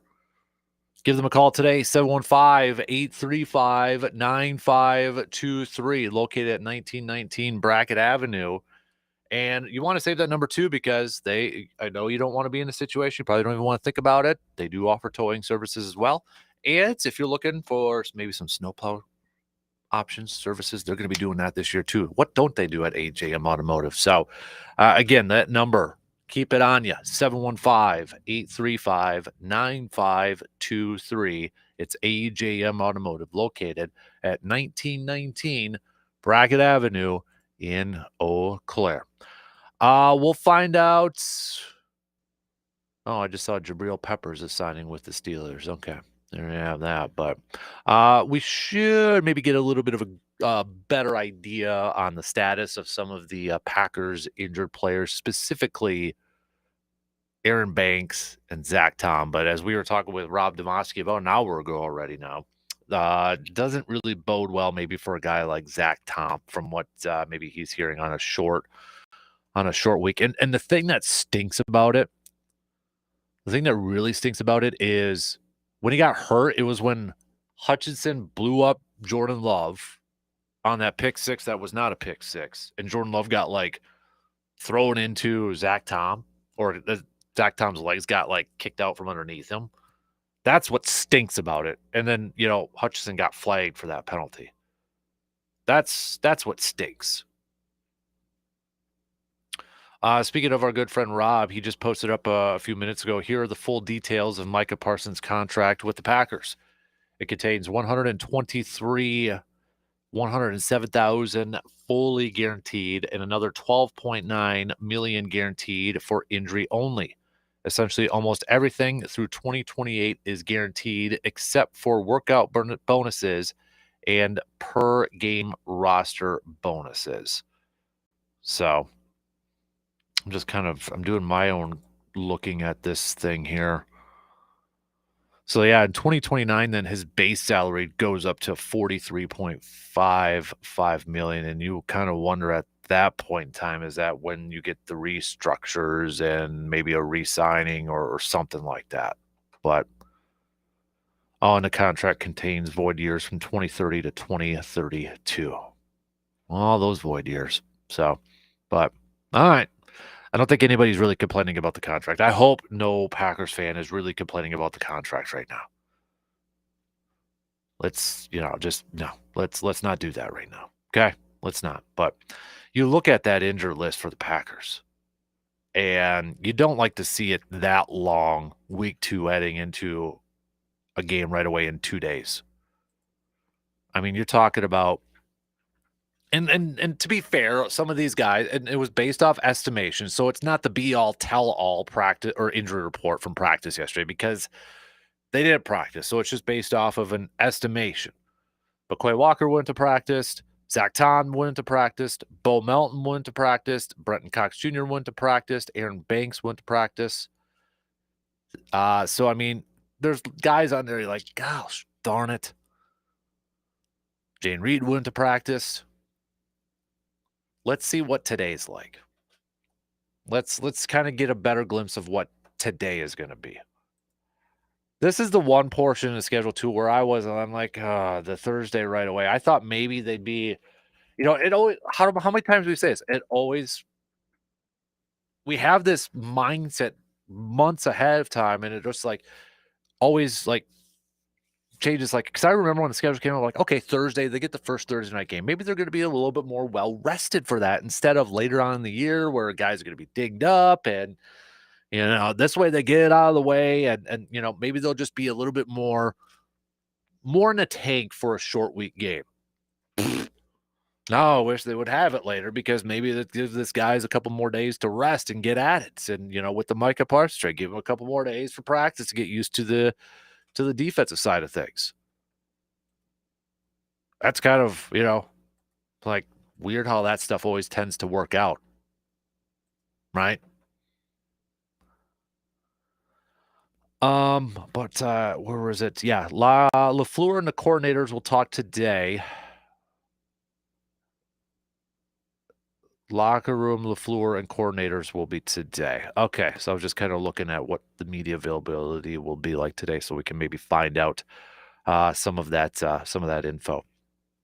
Saw that in the Athletics recent power rankings, Packers moved up to number 2. They were at number 3, but now they've moved up to number 2, only behind the Philadelphia Eagles. Says, first impression, the defense is impressive. Parsons had barely been with the Packers a week and already made a massive impact as the defense flummoxed the Lions. Once Parsons is comfortable, look out, as Rashawn Gary told our Mike Silver. Once he and I figure some stuff out about how each of us like to rush, watch out. It's going to get spooky for sure. You know, we talked a little bit about a couple guys that I thought had some solid games that maybe we kind of overlooked and maybe didn't give enough flowers to yesterday. I was talking about that a couple hours ago. And the two guys I threw out there was Carrington Valentine and Edrin Cooper. And I think if you follow a lot of people who watch film like the day after, the All-22s and such, you probably saw a lot of people talking about Edrin Cooper and what he put on film from that game. He had 3 missed tackles. Obviously, you want to clean that up. But the other stuff that he did, the way he neutralized Jahmyr Gibbs, we talked about that in our keys to matchup on our keys to victory on Friday. How do you slow down Jahmyr Gibbs? Not just from a running situation, but he's such a threat in the passing situation. And a lot was going to be asked upon Edrin Cooper and Quay Walker. And Edrin Cooper did a fantastic job on Jahmyr Gibbs. You're not going to see it in the stat sheets or in the box scores outside of the tackles. But what he did in coverage and what he did and where he made those stops and where he made those tackles, Edrin Cooper had such an impact on that defense. There's a certain play. It was a handoff to Gibbs. And this is where I wish we had the new studio set up so I could get on the whiteboard and do it on the video and that. But there was a play. Handoff to Gibbs. So if we're looking at, say we're on the defensive side, Edrin Cooper's, say I'm Quay Walker, okay? I'm in the middle. Quay Walker's to my left. It's a handoff to Gibbs. He starts to go towards the side of Edrin Cooper. It gets stuffed. He stretches it, going the complete opposite direction out of Edrin Cooper. Edrin Cooper, with his athleticism and his speed, is able to navigate traffic, go sideline to sideline essentially, and take him down for a minimal gain.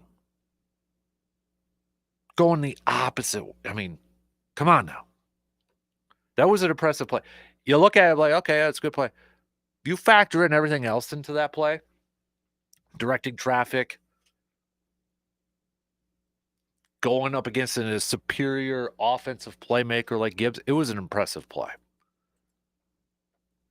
And Carrington Valentine, the nugget that just blows me away, that garbage touchdown that the Lions scored was just the second touchdown that Carrington Valentine has allowed in his career. I mean, that is nuts. Think about that. That's since 2023. Second. Yeah, sure. There's going to be naysayers saying, well, he's not a full-time player.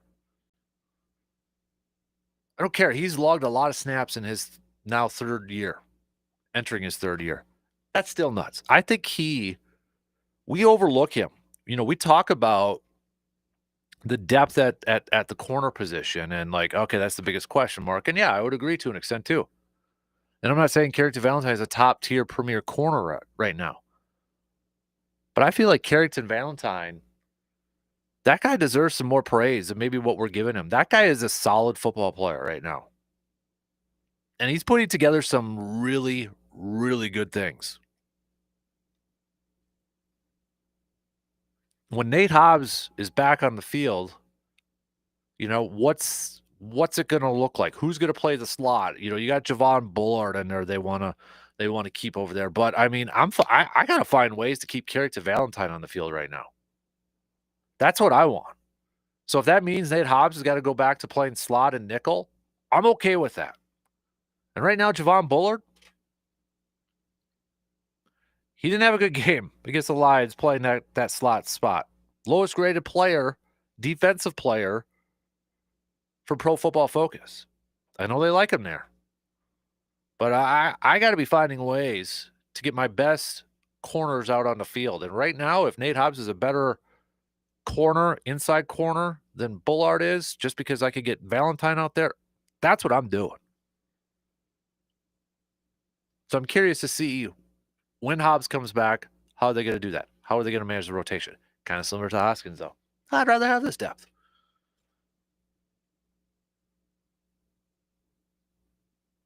All right, we got to take our final break. Then we got picks. All right. Will the Brewers tie this series up and inch a little bit closer and closer to clinching a postseason spot?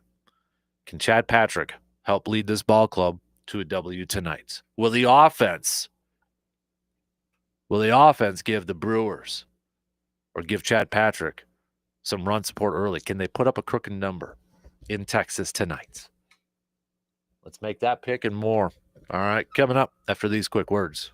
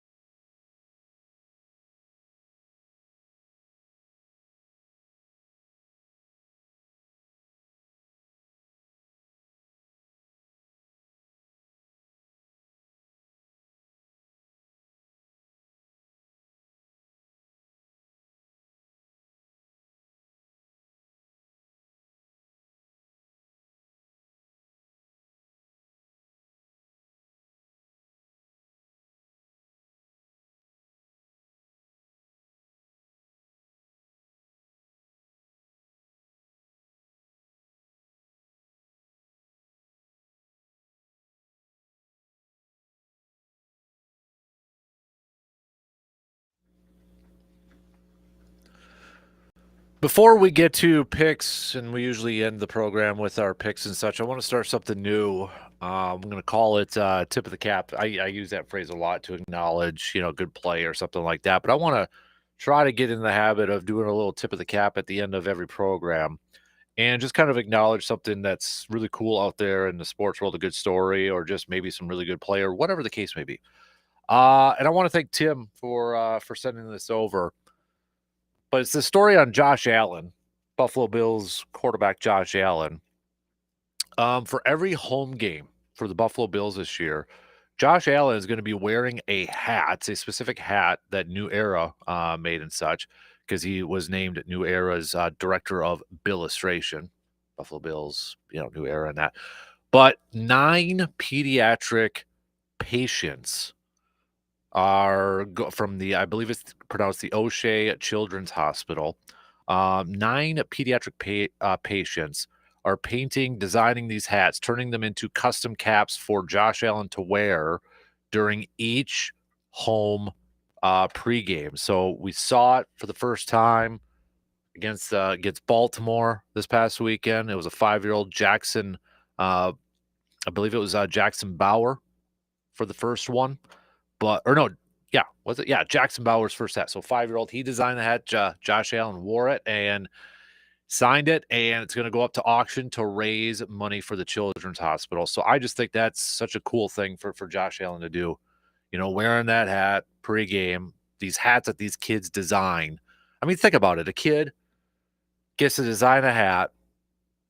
Probably not a lot of stuff's going great in his life if they're, in the Children's Hospital and such, and he gets to see the MVP, the reigning MVP, wear the hat that they designed. That's pretty darn cool. And credit to Josh Allen and New Era and that for doing that. So tip of the cap, no pun intended, because it is about a cap, but tip of the cap to Josh Allen for that. So, all right, let's start to wrap it up here with some picks. Okay, we got some baseball games to be highlighting here. And of course, we'll keep the Brewers one for our last pick here. But taking a look at what's on the docket tonight, Pittsburgh at Baltimore. I'm going to go Pittsburgh in this one. Kansas City taking out Cleveland. I'll roll with the Royals. Washington and Miami. I'll go Miami. Mets and Phillies. I hate to say this, but I'm going to go Phillies. Detroit taking on the Yankees. Yankees are playing good right now. I'm actually going to go Yankees. Let's go Houston taking on Toronto. I'll go Toronto. White Sox, Braves. Spencer Strider's on the mound. You know what? Let's go Braves. Why not? Tampa Bay taking out the White Sox. I'll go Tampa Bay. Twins taking on the Angels. I'll go Twins. Reds, Padres. I'll go Padres. Cardinals, Mariners. Give me the Mariners. Diamondbacks, Giants. I'll go with the Giants. Boston taking on the Athletics. I'll go with the Red Sox. Rockies taking out the Dodgers. I got the Dodgers. I'll go with the Brewers getting the win tonight. Bouncing back, they give Chad Patrick some run support. They get him the W tonight. So Brewers even it up. They'll go for the series win tomorrow afternoon. 7:05 is the first pitch for tonight's Brewers game. Pre-game coverage will begin at 6:30. Again, you can tune in on the radio dials 105.1 FM and 790 AM. Coming down the pipe later on today, we're going to have a new episode of the Man Cave Podcast. We're doing something new with the Man Cave Podcast. So every Tuesday and Friday, we're dropping new episodes of the Man Cave Podcast with brand new content that you don't hear on the program. Now, on this episode, I'll probably add Rob's interview on there too. But for the most part, it's going to be brand new content. Okay, it's going to be we're changing the vibe up a little bit, maybe a little unfiltered at times. So make sure you're following, and we're going to have some fun with this too. So following and subscribing to it. But we are still going to be putting up portions of the show in case you missed it through our 715 Green and Gold Tailgate podcast. So if you missed any Packers talk, that'll be up there. Any Brewers talk, the 715 Brew Crew Tailgate podcast when we get to Buck season. That'll also be up there too. So still doing that, but we're changing the vibe a little bit with the Man Cave Podcast. So gonna have a little bit more fun with that. So look for those new episodes every Tuesday and Thursday. So Yeah, we got that tomorrow. We'll do some stock reports, whose stock is up, whose stock is down. Think about that for a little bit, and chime in with your picks. Okay, I'd love to get your participation. I always love it when you guys text in. All right, so give me your text. If I don't get to them all the time, it's not because I'm ignoring or anything like that. It's just didn't get to it, and that's my bad. So keep them coming though. Okay, keep those coming. I want your opinions. I want your thoughts. I want your insight. All right, I need it. I want it. Shot clock's going to cut me off here in like 2 seconds. Right? There we go. See? Nailed it. Bill Michael Show is up next. Have a good rest of your Tuesday. Same place, same time. Tomorrow morning, 6 a.m. We'll chat with you then.